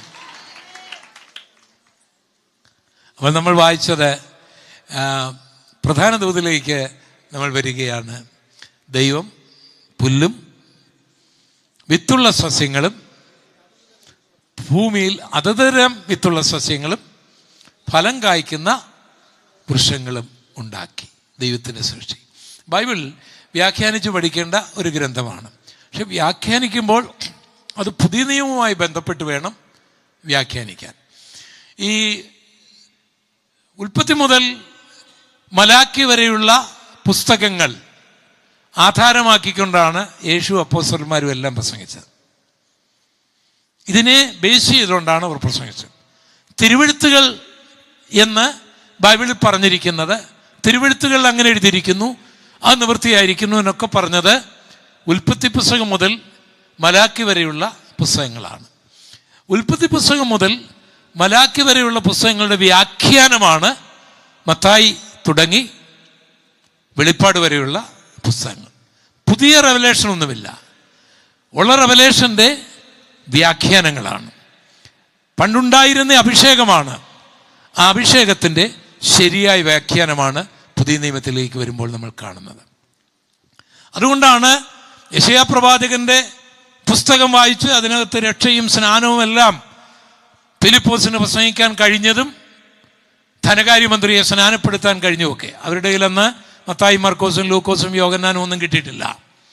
യെശയ്യാ പ്രവാചകന്റെ പുസ്തകം വ്യാഖ്യാനിക്കുകയായിരുന്നു. കർത്താവിൻ്റെ ദാസൻ പാസ്റ്റർ സുരേഷ് ബാബു ചില വർഷങ്ങൾക്ക് മുൻപ് ഞങ്ങളുടെ ദേശത്ത് വന്ന് നടത്തിയ ആ മീറ്റിങ്ങിനെ കുറിച്ച് അദ്ദേഹം അന്ന് വ്യാഖ്യാനിച്ച വ്യാഖ്യാനത്തെക്കുറിച്ച് ഇന്നലെ എൻ്റെ മകൻ പറയുകയുണ്ടായി. എനിക്ക് അത്ഭുതം തോന്നി. എൻ്റെ മക്കളത് ഓർക്കുന്നു, ആ മെസ്സേജ് ഓർക്കുന്നു എന്ന് കേട്ടപ്പോണ്ടാണ് എനിക്ക് സന്തോഷം. കാരണം ചില ആൾക്കാരോട് നമ്മൾ എങ്ങനെ ഉണ്ടായിരുന്നു യോഗം, ഭയങ്കരമായിരുന്നു, എങ്ങനെ ഭയങ്കര അനുഗ്രഹമായിരുന്നു. ഇന്നലത്തെ പ്രസംഗം വിഷയം അതങ്ങോട്ട് ഓർക്കുന്നില്ല. പിന്നെന്തോ അനുഗ്രഹം ഉണ്ടായിരുന്നു നമുക്കറിയത്തില്ല. അപ്പോൾ ഞങ്ങൾ പറയുന്ന കാര്യങ്ങൾ നിങ്ങൾ ഗ്രഹിക്കണം എന്നുള്ള വലിയ നിർബന്ധം ഞങ്ങൾക്ക് ഉണ്ട്. ഇത് നിങ്ങൾ മറക്കില്ലെന്ന് എനിക്ക് നല്ലപോലെ അറിയാം. അപ്പം ബൈബിൾ വ്യാഖ്യാനിക്കുമ്പോൾ, അല്ലെങ്കിൽ പഴയ നിയമം വ്യാഖ്യാനിക്കുമ്പോൾ, അല്ലെങ്കിൽ ഏത് വ്യാഖ്യാനം നമ്മൾ കൊണ്ടുവന്നാലും ആ വ്യാഖ്യാനം പുതിയ നിയമത്തിൻ്റെ വ്യവസ്ഥയിലായിരിക്കും, അല്ലെങ്കിൽ തെറ്റിപ്പോകും. കാരണം പിശാച് തന്ത്രശാലിയാണ്. അവൻ എപ്പോഴും നമ്മളെ തെറ്റിക്കുവാനായിട്ട് നോക്കും. ഏതെങ്കിലും നിലയിൽ പിശാച് നിങ്ങൾക്ക് ആരാധന ഇഷ്ടമാണെങ്കിൽ അവൻ ആലയത്തിൽ കൊണ്ടുപോകും. പക്ഷേ ആലയത്തിൻ്റെ അകത്തായിരിക്കുകയില്ല, മുകളിലായിരിക്കും കൊണ്ടുപോയി നിർത്തുന്നത്. അപ്പോൾ അതിൽ നിന്ന് നമ്മൾ രക്ഷപ്പെടണമെങ്കിൽ കർത്താവിൻ്റെ വചനം തിരുവചന പ്രകാരം തന്നെ വ്യാഖ്യാനിക്കണം. ഏത് കാര്യങ്ങൾ ചെയ്താലും അതിൽ ബൈബിളിൽ ബേസ് ഉണ്ടോ എന്നാണ്. ബൈബിളിന് പുറത്തുള്ളൊരു വെളിപ്പാട് ദൈവം ആർക്കും കൊടുക്കുന്നില്ല. ബൈബിളിൽ ഉള്ള വെളിപ്പാടാണ് ദൈവം വ്യാഖ്യാനിച്ച് നൽകുന്നത്. കാരണം ബൈബിളിന് പുറത്ത് ഒരു പുതിയ വെളിപ്പാട് ഇന്നലെയും ആവശ്യമില്ല, ഇന്നും ആവശ്യമില്ല, നാളെയും ആവശ്യമില്ല. കാരണം ബൈബിൾ ദൈവത്തിൻ്റെ മാറ്റമില്ലാത്ത വചനമാണ്. അതിനകത്ത് എല്ലാ കാര്യങ്ങളുമുണ്ട്, എല്ലാ കൃപാവരങ്ങളും. ബൈബിളിൽ അന്യഭാഷയുണ്ട്, അത് ഇന്നുമുണ്ട്. ബൈബിളിൽ വ്യാഖ്യാനമുണ്ട്, അത് ഇന്നുമുണ്ട്. ബൈബിളിൽ പ്രവചനമുണ്ട്, അത് ഇന്നുമുണ്ട്. ബൈബിളിൽ രോഗശാന്തിയുണ്ട്, അത് ഇന്നുമുണ്ട്. ബൈബിളിൽ വീര്യപ്രവർത്തികളുണ്ട്, അത് ഇന്നുമുണ്ട്. അത് നാളെയും ഉണ്ടായിരിക്കും. ഈ കൃപായുഗം തീരുന്നത് വരെയും അത് തുടർന്നുകൊണ്ടിരിക്കും. പക്ഷേ അതെല്ലാം ഈ ബൈബിളിൻ്റെ വ്യവസ്ഥയിലാണോ, അപ്പോസ്തലന്മാരുടെ മാതൃകയിലാണോ എന്നിടയ്ക്കിടയ്ക്ക് നമ്മൾ ശോധനയാണ്. അല്ലെങ്കിൽ നമ്മൾക്ക് അബദ്ധങ്ങളുണ്ടാകാം. ഞാനൊരിക്കൽ എന്നെ ഈ നെബോ പർവ്വതത്തിന് താഴെ ഒരു മോശ മരിച്ച ആ നെബോ പർവ്വതത്തിന് താഴ്വരയിലേക്ക് എൻ്റെ ഒരു സുഹൃത്ത്, ജോർഡാൻ രാജകൊട്ടാരത്തിലെ ജോലിക്കാരനായ ഒരു സരസൻ എന്ന ഒരു ചെറുപ്പക്കാരൻ, അയാളുടെ ബെൻസ് കാറിൽ എന്നെ കൊണ്ടുപോകണം അവിടേക്ക്. അപ്പം അതിൻ്റെ ടോപ്പിലാണ് ആൾക്കാരൊക്കെ വന്ന് മോശ ഇവിടെ നിന്നാണ് കനാൻ നാട് കണ്ടത് എന്നൊക്കെ കാണുന്ന ആൾക്കാർ കണ്ടിട്ട് പോകാറുണ്ട്. എന്നാൽ എനിക്കൊരു ഭാഗ്യം കിട്ടി അതിൻ്റെ അടിവാരത്തിൽ പോകാൻ. അങ്ങനെ അടിവാരത്തിലേക്ക് ഞങ്ങളെ ഈ മലയിറങ്ങി നെബോ പർവ്വതം ഇങ്ങനെ ഇറങ്ങി ഇങ്ങനെ പോകുമ്പോൾ എനിക്ക് ഒരു ആകപ്പാട് ഒരു മരവിച്ച ഒരു അനുഭവം ഉണ്ടായി. മരവിച്ച അനുഭവം എന്ന് പറയുമ്പോൾ ഈ പുണ്യ സ്ഥലങ്ങൾ എന്ന് പറയുന്ന ഒരു സ്ഥലമുള്ളതായിട്ട് എനിക്ക് വിശ്വാസമില്ല. കാരണം ബൈബിൾ പറയുന്ന ഭൂമി മുഴുവൻ ദുഷ്ടൻ്റെ അധീനതയിലാണ്. അതുകൊണ്ട് ആരെങ്കിലും ഏതെങ്കിലും ദൈവത്തിൻ്റെ ദാസന്മാർ ജനിച്ച സ്ഥലം, അല്ലെങ്കിൽ ഞാൻ മർക്കോസിൻ്റെ മാളിക മുറിയിൽ പോയിട്ടുണ്ട്, ആ കെട്ടിടത്തിൽ പോയിട്ടുണ്ട്, അസൂസ സ്ട്രീറ്റിൽ പോയിട്ടുണ്ട്. എനിക്ക് പ്രത്യേകിച്ച് രോമാഞ്ചമൊന്നും ഉണ്ടാകാറില്ല. പരിശുദ്ധാത്മാവ് വരുമ്പോഴാണ് ഇതെല്ലാം ഉണ്ടാകുന്നത്. ആ സ്ഥലം ഉണ്ടാകുമ്പോൾ പ്രത്യേക രോമാഞ്ചം എനിക്ക് പൊതുവായിട്ട് ഉണ്ടാകാറില്ല. അതെൻ്റെ കുഴപ്പമല്ലെന്നാണ് എനിക്ക് തോന്നുന്നത്. അപ്പം കാരണം എന്നാൽ പരിശുദ്ധാത്മ വരുമ്പോൾ ഇതെല്ലാം ഉണ്ടാകും. അതുകൊണ്ട് ഈ മോശം മരിച്ചു അതുകൊണ്ടൊന്നുമല്ല, എൻ്റെ ചിന്ത വേറെ പോയി. അപ്പോൾ അവിടെ ഞങ്ങളിങ്ങനെ ചെല്ലുമ്പോൾ ഒരു അറബി ഈ വെടി ആകാശത്തിലേക്ക് വെടിവെച്ചിട്ട് AK എന്തുവാ 47 അല്ലേ, അത്രയും ഒരു തോക്ക് വെടിവെച്ചിട്ട് അയാളെ ഞങ്ങളുടെ നേരെ ഇങ്ങനെ വരും, എൻ്റെ സരസിൻ്റെ നേരെ വരികയാണ്. എനിക്കാണെങ്കിൽ എൻ്റെ ധൈര്യം എന്ന് പറഞ്ഞാൽ ഭയങ്കരമാണ്. വണ്ടിയൊക്കെ ഓടിച്ചുകൊണ്ട് പോകുമ്പോൾ വഴി പട്ടി കുരയ്ക്കുമ്പോൾ ഞാൻ ചാടിയിട്ടുണ്ട്. പിന്നെയാണ് ഓർക്കുന്ന ഞാൻ വണ്ടിയിലും പട്ടി വഴിയിലും. നമ്മുടെ ധൈര്യം, ഞാൻ എൻ്റെ ധൈര്യത്തിൻ്റെ കാര്യം നിങ്ങളോടൊന്ന് പറഞ്ഞതേ ഉള്ളൂ. പക്ഷേ ഈ സംഭവം നടക്കുമ്പോൾ എനിക്കൊരു അനക്കം ഉണ്ടായില്ല, ഭയം ഉണ്ടായില്ല. കാരണം എൻ്റെ മനസ്സ് വേറൊരു വിഷയത്തിലേക്ക് പോവുക. ദൈവമേ, മോശയുടെ സൗമ്യത, അദ്ദേഹത്തിൻ്റെ ശുശ്രൂഷകർ, അദ്ദേഹത്തോട് ദൈവം പറഞ്ഞു, നീ പോകണ്ട, ഇപ്പം പോകണ്ട, നിൻ്റെ പ്രസംഗം കേട്ടവർ എല്ലാം പോട്ടെ, നീ ഇവിടെ ഈ ബോർഡറിൽ വന്ന് നീ പ്രസംഗിച്ച രാജ്യം ഒന്ന് കാണുക, നിൻ്റെ പ്രസംഗം കേട്ട് എന്നെ ആരാധിച്ചവരൊക്കെ നീ അങ്ങോട്ട് പോട്ടെ എന്ന് പറയുന്ന രംഗം. ഞാൻ പ്രസംഗിക്കുന്ന ആളല്ലേ, എത്ര വർഷമായിട്ട് പ്രസംഗിക്കുന്ന ആളാണ്. എന്നെ ഇതിങ്ങനെ ചിന്തിപ്പിക്കുക. അപ്പോഴൊരു വാക്യം എൻ്റെ മനസ്സിലേക്ക് ഓടി വരികയാണ്. മത്തായിയുടെ സുവിശേഷം 7-ാം അധ്യായത്തിൻ്റെ 21 മുതലുള്ള വാക്യം, കർത്താവിൻ്റെ വാക്കുകൾ. എന്നോട് കർത്താവേ കർത്താവേ എന്ന് പറയുന്ന ഏവനുമല്ല, സ്വർഗസ്ഥനായ എൻ്റെ പിതാവിൻ്റെ ഇഷ്ടം ചെയ്യുന്നവനാണ് സ്വർഗരാജ്യത്തിൽ കിടക്കുന്നത്. ഞങ്ങൾ നിന്റെ നാമത്തിൽ ഭൂതങ്ങളെ പുറത്താക്കി വീരപ്രവൃത്തികൾ ചെയ്തു എന്ന് പലരും പറയും. കർത്താവ് പറഞ്ഞു, ഞാൻ നിങ്ങളെ അറിയുന്നില്ല എന്ന് തീർത്തു പറയും എന്ന് പറയുമ്പോൾ ഈ വാക്യം കൂടെ വന്നപ്പോൾ ഞാൻ ഓർത്തു, അപ്പം ഈ രോഗികളെ സൗഖ്യമാക്കിയവരും പ്രവചിച്ചവരും വീരപ്രവർത്തികൾ ചെയ്തവരും എല്ലാം നരകത്തിൽ പോകുമെങ്കിൽ ബൈബിൾ തെറ്റിയില്ലേ? ഇത് കർത്താവിൻ്റെ കൃപാവരങ്ങളല്ലേ? കർത്താവ് പറഞ്ഞിട്ടില്ലേ പ്രവചനത്തെക്കുറിച്ചൊക്കെ? ഇവിടെ യേശു പറയുകയാണ്, ഭൂതങ്ങളെ പുറത്താക്കിയവരും പ്രവചിച്ചവരും വീരപ്രവൃത്തി ചെയ്തവരും ഒക്കെ നരകത്തിൽ പോകുമെന്ന് പറഞ്ഞു. ഇതെല്ലാം കൂടെ രണ്ടും കൂടെ എങ്ങനെ യോജിച്ചു വരുന്നത്? അപ്പോഴാണ് കർത്താവിനെ പഠിപ്പിച്ചൊരു കാര്യം, ഏത് ശുശ്രൂഷകളും ചെയ്യുമ്പോഴും ദൈവം തൻ്റെ മഹത്വത്തിന് വേണ്ടി ആരെ ഉപയോഗിക്കും? നെബൂഖദ്നേസറിന് ദൈവം സ്വപ്നം കൊടുക്കും. അതിനെ ദാനിയേൽ തന്നെ വ്യാഖ്യാനിച്ചെങ്കിലേ അത് ഗ്രഹിക്കാൻ ഒക്കൂ. അപ്പോൾ ഇതിലാരാ ഏറ്റവും വലുത് സ്വപ്നത്തിൻ്റെ കാര്യത്തിൽ? ദാനിയേലാണോ? നെബൂഖദ്നേസറും അത്ര മോശമാണോ? പുള്ളി സ്വപ്നം കണ്ടില്ലേ? ആത്മാവിലല്ലേ കണ്ടത്. പക്ഷെ നെബൂഖദ്നേസർ സ്വർഗത്തിൽ കാണുകയല്ല, ദാനിയേൽ സ്വർഗത്തിൽ കാണും. അപ്പം നെബൂഖദ്നേസർ വന്ന്, കർത്താവേ ഞാൻ സ്വപ്നം കണ്ടില്ലേ? നിന്റെ ബൈബിളിൽ എഴുതി വെച്ചിട്ടില്ലേ?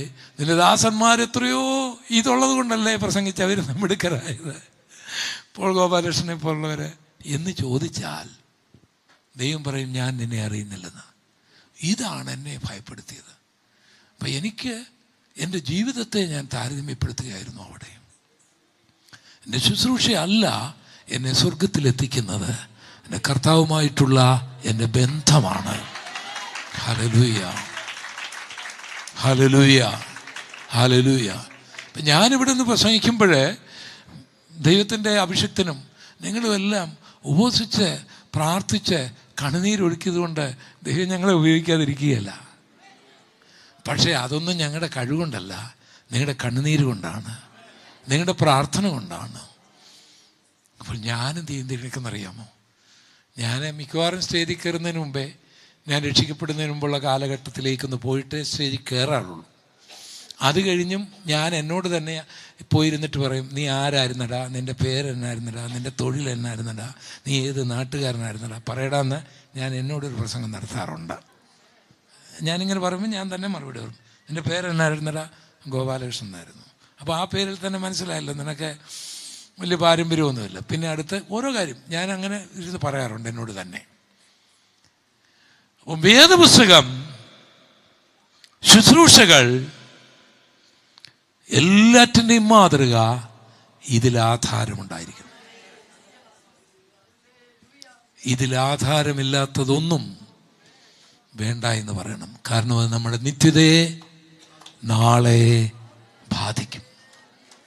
അപ്പോൾ ബൈബിളിൽ പുല്ലും സസ്യങ്ങളും വൃക്ഷങ്ങളും മുളച്ചു വരട്ടെ എന്ന ദൈവം കൽപ്പിച്ചു. അങ്ങനെ സംഭവിച്ചു. നല്ലതെന്ന് ദൈവം കണ്ടു. പക്ഷെ അത് ഒറ്റ ഭൗതിക കാര്യം മാത്രമാണോ? അതിനകത്ത് ആഴമേറിയ അർത്ഥങ്ങളുണ്ട്. നമ്മുടെ വാഴ്ത്തപ്പെട്ടവനായ കർത്താവ് തിരുവെഴുത്തുകളെ വ്യാഖ്യാനിച്ചു കൊടുത്തു. എമ്മോസിലേക്ക് പോയവരെ, മോശ തുടങ്ങി പ്രവാചകന്മാരുടെ പുസ്തകം, സങ്കീർത്തനങ്ങൾ, ഉൽപ്പത്തി, പുറപ്പാട്, ലേവ്യ, സംഖ്യ, ആവർത്തനം, ഈ മോശയുടെ പുസ്തകത്തിൽ യേശുവിൻ്റെ മരണത്തെക്കുറിച്ച് കർത്താവ് വ്യാഖ്യാനിച്ചു കൊടുത്തു. അപ്പോൾ അവരുടെ കണ്ണ് തുറന്നു, അവർ മടങ്ങി വന്നു. അത് നമ്മൾ ലൂക്കോസ് 24 വായിക്കുന്നുണ്ട്. അപ്പോൾ ഈ പുല്ലുകളെയും സസ്യങ്ങളെയും വൃക്ഷങ്ങളെയും വ്യാഖ്യാനിക്കുമ്പോൾ എബ്രായ ലേഖനം 6 പലപ്പോഴും പെയ്ത മഴ കുടിച്ചിട്ടും കൃഷി ചെയ്യുന്നവർക്ക് ഹിതമായ സസ്യാദികളെ മുളപ്പിക്കാതെ മുള്ളും ഞെരിഞ്ഞിലും മുളപ്പിച്ചാലോ അത് കൊള്ളരുതാത്തതും ശാപത്തിന് ഒത്തതും ചുട്ടുകളയുകയത്രേ അതിന്റെ അവസാനം. അപ്പോൾ നമ്മളെ കുറിച്ചാണ് പറയുന്നത്. കൃഷി ചെയ്യുന്നവർക്ക് ഹിതമായ സസ്യാദികളെ ഈ ഭൂമി കിളിപ്പിക്കണം. കാരണം അത് പലപ്പോഴും മഴ കുടിച്ചിരിക്കുകയാണ്.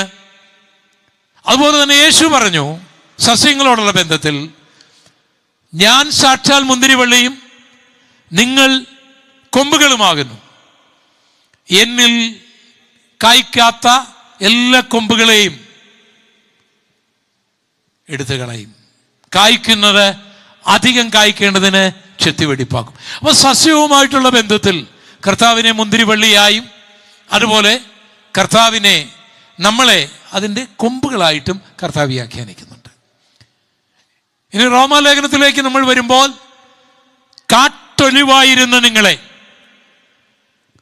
നാട്ടൊലിവിനോട്, നല്ല ഒലിവിനോട് ചേർത്ത് ബന്ധിക്കുന്നു. അവിടെ നമ്മളെ വൃക്ഷങ്ങളുമായിട്ട് ഉപമിക്കുന്നുണ്ട്. അപ്പോൾ അല്പസമയം നിങ്ങൾ ഈ വ്യാഖ്യാനത്തിലൂടെ ഒന്ന് കടന്നു പോകണം. പുല്ലിനോടും സസ്യത്തോടും അതുപോലെ വൃക്ഷത്തോടും ദൈവം എന്നെയും നിങ്ങളെയും ഉപമിച്ചിരിക്കുന്നു. അതുകൊണ്ട് ദൈവം ഉദ്ദേശിക്കുന്ന കാര്യം ഫലം കായ്ക്കുക എന്നുള്ളതാണ്. വിത്തുള്ള ഫലം കായ്ക്കുക എന്നുള്ളതാണ്. ദൈവത്തിൻ്റെ ദാസൻ ഞാൻ ഈ സ്റ്റേജിലേക്ക് കയറുന്നതിന് മുമ്പ് പരിശുദ്ധാത്മാവിൽ നിയുക്തനായിരിക്കും. അദ്ദേഹം ഒരു കാര്യം പറഞ്ഞു. ചിലരെ ഒരുക്കിയെടുക്കുന്ന ഒരു ശുശ്രൂഷയെക്കുറിച്ച്. ദൈവം ഒരു പുല്ലിനെയോ സസ്യത്തെയോ മരത്തെയോ വെറുതെ കിളിപ്പിക്കുകയല്ല. അത് ഉണങ്ങിപ്പോകുമ്പോൾ, അതെങ്കിൽ മാറിപ്പോകുമ്പോൾ അടുത്തൊരു ജനറേഷൻ ഉണ്ടാകാൻ അതിനകത്ത് വിത്തും കൂടെ ഉണ്ടായിരുന്നു. കരമടിച്ച് ഒന്ന് ദൈവത്തെ സ്തുതിച്ചാട്ടെ ശക്തമായിട്ട്.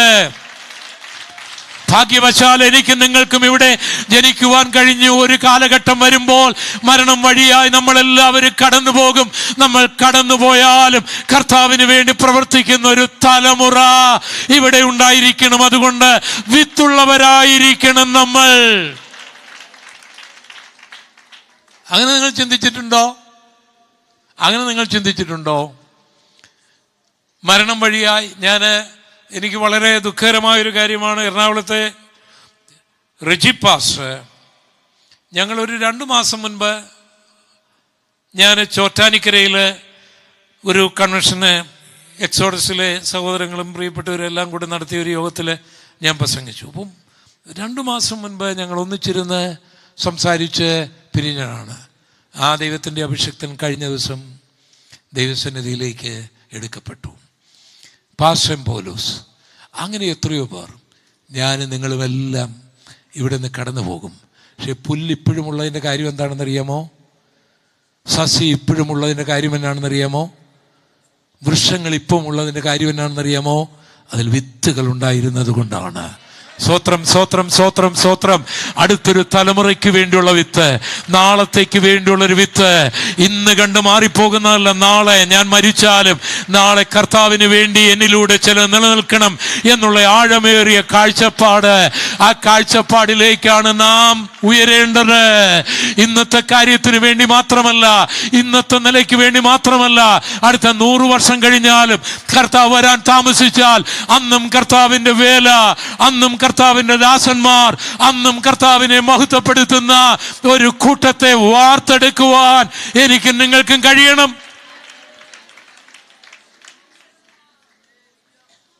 അല്ലാതെ ചുമ്മാതെ ജനിച്ചു, ജീവിച്ചു, മരിച്ചു.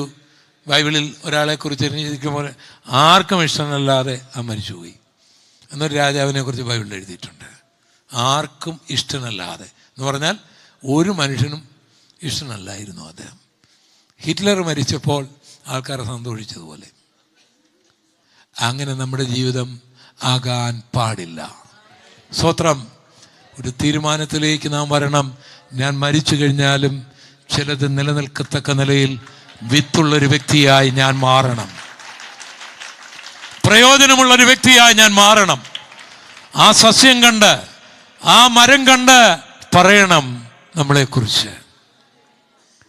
ഈ പുല്ലിനെ കുറിച്ച് പറയുമ്പോൾ ബൈബിളിൽ അതിനെക്കുറിച്ചൊരു പുസ്തകം തന്നെയുണ്ട്. നിങ്ങൾക്കറിയാമോ? ബേത്ലഹേമിൽ യവമില്ലാതിരുന്നപ്പോൾ, പുല്ലില്ലാതിരുന്നപ്പോൾ എലീമേലെക്കും നവോമിയും കില്യോനും മഹ്ളോനും പുല്ലുള്ള മേഖല നോക്കി പോയി. പക്ഷേ മോവാബിലെ പുല്ല് അവർക്ക് പ്രയോജനം ചെയ്തില്ല. മോവാബിലെ പുല്ല് മഹ്ളോനെയും കില്യോനെയും എലീമേലെക്കിനെയും കൊണ്ടുപോയി. പിന്നെ നവോമിയും രൂത്തും ഓർപ്പയുമായി തീർന്നു. എന്നാൽ ബേത്ലഹേമിൽ വീണ്ടും യവക്കൊയ്ത്തിന്റെ കാലമായി. അതുകൊണ്ട് ദാവീദിന്, ഇശായിക്ക്, ഓബേദിന് ഒരു അമ്മച്ചിയെ കിട്ടി, രൂത്ത്. Hallelujah, hallelujah.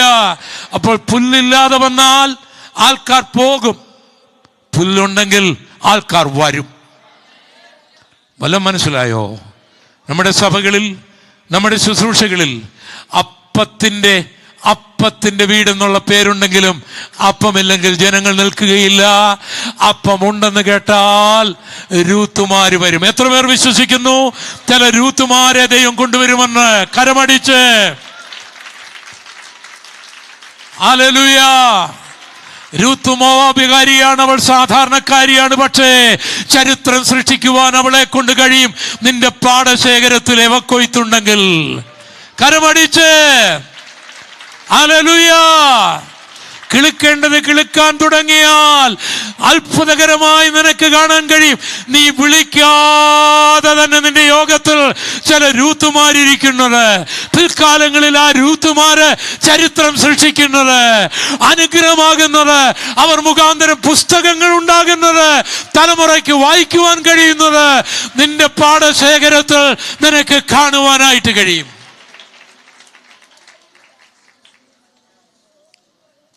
സസ്യങ്ങളുടെ കാര്യത്തിലേക്ക് വരുമ്പോൾ കർത്താവ് പറഞ്ഞ യോഹന്നാൻ സുവിശേഷം 15-ാം അധ്യായം കർത്താവ് പറയുകയാണ്, എന്നെ പിരിഞ്ഞ് നിങ്ങൾക്കൊന്നും ചെയ്യാനൊക്കെയില്ല. നിങ്ങളുടെ വചനം എന്നിലും നിങ്ങൾ എന്നിലും എൻ്റെ വചനം നിങ്ങളിലും വസിച്ചാൽ നിങ്ങൾ ഫലം കായ്ക്കും. ഇതൊക്കെ കർത്താവ് പറഞ്ഞിട്ട് പറയുകയാണ്, മുന്തിരിവള്ളിക്ക്, കൊമ്പിന് മുന്തിരിവള്ളിയോട് ചേർന്നിരിക്കാതെ ഫലം കായ്ക്കാനൊക്കെയില്ല. അപ്പം കർത്താവുമായിട്ട് ആഴമേറിയ ഒരു ബന്ധമുണ്ടെങ്കിൽ മാത്രമേ ഫലം കായ്ക്കാനൊക്കത്തുള്ളൂ. അതൊരു സെന്റിമീറ്ററോ 1 ഇഞ്ചോ 10 മീറ്ററോ 1 കിലോമീറ്ററോ എത്ര അകന്നാണേലും സെയിമാണ് ഈ കാര്യത്തിൽ. മുന്തിരിവള്ളിയിൽ നിന്ന് അതിൻ്റെ കൊമ്പ് 1 കിലോമീറ്റർ അകലെ കിടക്കുന്നവനേക്കാൾ താരതമ്യപ്പെടുത്തിയാൽ 10 മീറ്റർ അടുത്ത് കിടക്കുന്നവൻ കുറെ കൂടെ ബെറ്ററാണ്. 10 മീറ്റർ അകലെ കിടക്കുന്നവനേക്കാൾ മുന്തിരിവള്ളിയിൽ 1 ഇഞ്ച് അടുത്തിരിക്കുന്നവൻ കുറെ കൂടെ ബെറ്ററാണ്. പക്ഷേ ഇത് മൂന്നും മുന്തിരിവള്ളിയെ സംബന്ധിച്ചിടത്തോളം തുല്യമാണ്. വല്ലതും മനസ്സിലായോ? ഫലം കായ്ക്കണമെങ്കിൽ ചേർന്നിരിക്കുക തന്നെ ചെയ്യണം. ഫലം കായ്ച്ചുകൊണ്ടേയിരിക്കും. അവിടെ കർത്താവ് പറയുന്ന ഒരു കാര്യമുണ്ട്, അധികം ഫലം കായ്ക്കേണ്ടതിന് ചെത്തിവെടിപ്പാക്കും. സ്വത്രം.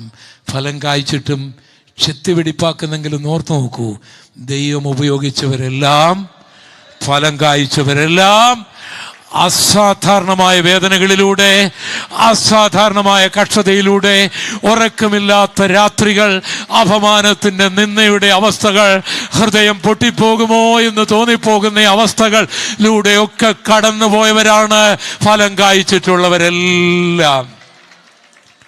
കർത്താവാണ് ചെത്തി വെടിപ്പാക്കുന്നെങ്കിൽ അത് നന്മയ്ക്ക് വേണ്ടി മാത്രമാണ്. കർത്താവാണ് ചെത്തി വെടിപ്പാക്കുന്നെങ്കിൽ അത് അനുഗ്രഹത്തിന് വേണ്ടി മാത്രമാണ്. കർത്താവാണ് ചെത്തി വെടിപ്പാക്കുന്നെങ്കിൽ അല്പസമയം കാത്തിരുന്നാൽ അതിൽ ഫലം കാണും. നീ മാത്രമല്ല, നിന്റെ നാട്ടുകാർ മാത്രമല്ല, ലോകം മുഴുവൻ കാണും. നിന്നെ നിന്ദിച്ചവരും നിന്നെ അപമാനിച്ചവരും നീ തീർന്നുപോയെന്ന് പറഞ്ഞവരുമൊക്കെ കാണത്തക്ക നിലയിൽ അവരുടെ കണ്ണിന്റെ മുൻപിൽ തന്നെ ആ ഫലം വെളിപ്പെട്ടു വന്നിരിക്കും. ഹല്ലേലൂയ. അതെ, നമ്മൾ ഒരു ധാന്യം വളർത്തുന്ന ഒരു പുല്ല് പോലാകാം, അല്ലെങ്കിൽ നമ്മൾ സസ്യമാകാം. പക്ഷെ എല്ലാത്തിൻ്റെയും ഉദ്ദേശം ഫലം കായ്ക്കുക എന്നുള്ളതാണ്. ഫലം കായ്ക്കുക എന്നുള്ളതാണ്. ഇനി വൃക്ഷങ്ങളിലേക്ക് നമ്മൾ വരുമ്പോൾ നമ്മുടെ വാഴ്ത്തപ്പെട്ടവനായ കർത്താവ് ബഥാനിയിൽ നിന്ന് പോകുകയാണ്. ഇനി അടുത്ത തൻ്റെ മരണവുമായി ബന്ധപ്പെട്ടുള്ള സമയങ്ങളേ ഉള്ളൂ. ഇതിനിടയ്ക്ക് കർത്താവിനൊന്ന് വിശന്നു. ആ വിശപ്പ് നമ്മൾ ഉദ്ദേശിക്കുന്ന വിശപ്പൊന്നും ആയിരുന്നില്ല. കർത്താവിന് അങ്ങനെ വിശപ്പൊന്നും ഉണ്ടാകുകയില്ല. 40 ദിവസമൊക്കെ ഉപവസിച്ച കർത്താവിന് ഇതൊരു വിഷയമല്ല. പ്രത്യേകിച്ച് മാർത്തയുടെയും മറിയുടെയും വീട്ടിൽ നിന്നൊക്കെയാണല്ലോ ഒരുപക്ഷെ ഈ യാത്ര. അപ്പോൾ ആ വൃക്ഷം കാണുമ്പോൾ നല്ല ഇലയുള്ള വൃക്ഷം, നല്ല ശിഖരമുള്ള വൃക്ഷം, ഒരു അത്തിവൃക്ഷമാണ്.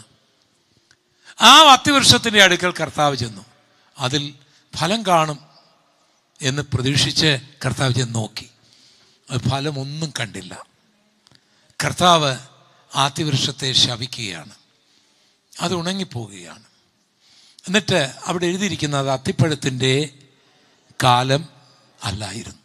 ഇത് വായിച്ചു വരുമ്പോൾ ഞാൻ ഈ ബൈബിൾ തെറ്റാണെന്ന് സമർത്ഥിക്കാൻ പരിശ്രമിച്ച് പരാജയപ്പെട്ട ഒരു ഗോപാലകൃഷ്ണനാണ്. അപ്പോൾ അതുകൊണ്ട് ഞാൻ ഈ ബൈബിൾ വായിക്കുമ്പോൾ ഇങ്ങനെയുള്ള ചിന്തകൾ കൂടി എൻ്റെ മനസ്സിലൂടെ കടന്നു വരികയും എൻ്റെ ശ്രോതാക്കൾ അങ്ങനെ ചിന്തിക്കുന്ന കുഞ്ഞുങ്ങൾക്ക് വേണ്ടിയുള്ള ദൂതുകൾ പറയാൻ ഞാൻ പ്രേരിപ്പിക്കപ്പെടും. അപ്പം ഇവിടെ അത്തിപ്പഴത്തിൻ്റെ കാലമല്ലാതിരുന്ന ഒരു കാലത്ത് യേശുവിനെ പോലുള്ള ഒരാൾ ആ വൃക്ഷത്തിൽ അത്തിപ്പഴം നോക്കിയത് ശരിയോ തെറ്റോ? പറഞ്ഞിട്ട് പിള്ളേരെ, മാങ്ങയുടെ കാലത്ത് മാവിൽ മാങ്ങ നോക്കിയെന്ന് പറഞ്ഞാൽ മാങ്ങ കായ്ക്കാത്ത സമയത്ത് ഞാൻ പോയി മാങ്ങ ഉണ്ടെന്ന് നോക്കിയാൽ എന്നാ തോന്നും? എന്നാ പറയും? നോക്കിയത് ശരിയാണോ അവനെ? ശരിയല്ല ഇല്ലേ? അത്തിപ്പഴത്തിൻ്റെ കാലത്ത് നോക്കിയിരുന്നെങ്കിൽ കുഴപ്പമില്ല. അത്തിപ്പഴത്തിൻ്റെ കാലമല്ലാതിരിക്കുന്ന ഒരു കാലത്ത് അത്തിവൃക്ഷത്തിൽ അത്തിക്കായി നോക്കി ശരിയാണോ? ഇനി അത് പോട്ടെ. ഈ വൃക്ഷങ്ങൾ എൻവയറമെൻ്റലായിട്ട് വൃക്ഷങ്ങൾ വെച്ച് പിടിപ്പിക്കുന്നൊരു കാലമല്ലേ? ആൾക്കാരെല്ലാം അങ്ങനെയല്ലേ പറയുന്നല്ലേ, വൃക്ഷങ്ങൾ വെച്ച് പിടിപ്പിക്കുന്നത്. അപ്പോൾ ആ ഒരു അത്തിവൃക്ഷത്തെ ആണെങ്കിൽ ഞങ്ങളുടെ ചർച്ചിൻ്റെ കോമ്പൗണ്ടിലാണ് 4 അത്തിവൃക്ഷമുണ്ട്. കാട്ടത്തിയാണ് വളർന്ന തണലിന് വേണ്ടി. നമ്മൾ വൃക്ഷം വെച്ച് പിടിപ്പിക്കാൻ ആഗ്രഹിക്കുന്നവരല്ലേ. അപ്പം ഞങ്ങളുടെ പറമ്പിൽ ഒരു കമ്പ് പോലും വെട്ടാൻ എനിക്കിഷ്ടമല്ല, ആ തണലിന് വേണ്ടി. അപ്പം അങ്ങനെ ഉള്ള സമയത്ത് യേശു ഒരു വൃക്ഷത്തെ ഉണക്കിക്കളയുക എന്ന് പറഞ്ഞാൽ അത് ശരിയായ കാര്യമാണോ? അപ്പോൾ അതെന്തോ യേശു ഇങ്ങനെ ചെയ്ത് ഒരു വൃക്ഷം വെച്ച് പിടിപ്പിക്കുകയല്ലേ? അങ്ങനല്ലേ നമ്മുടെ നേതാക്കന്മാരും ഒക്കെ വരുമ്പോൾ ഒരു മരം വെച്ച് പിടിപ്പിക്കുകയല്ലേ ചെയ്യുന്നത്? അപ്പോൾ അവരിങ്ങനെ വെച്ച് പിടിപ്പിക്കുകയും, പക്ഷേ ആ മരം വെച്ച് പിടിക്കുന്ന അവർ മാത്രമല്ല കേട്ടോ, പാവപ്പെട്ട കർഷകരാണ് അവർ. അന്നേരം ഇങ്ങനെ വളരെ വന്ന് ചെയ്യാനൊക്കെ ആൾക്കാരുണ്ട്. അങ്ങനെയായിരുന്നേ അല്ലെങ്കിൽ അവരിങ്ങനെ രാവിലെ മുതൽ തുമ്പായിട്ട് പോയി അതൊക്കെ ഒരു ഓർമ്മയ്ക്ക് വേണ്ടി ചെയ്യുന്ന പരിപാടിയാണ്, ചെയ്യട്ടെ. യേശു അങ്ങനെയല്ലേ ചെയ്യേണ്ടത്? ഇപ്പം നിങ്ങൾ എന്നാ പറയുന്നു അതിൽ?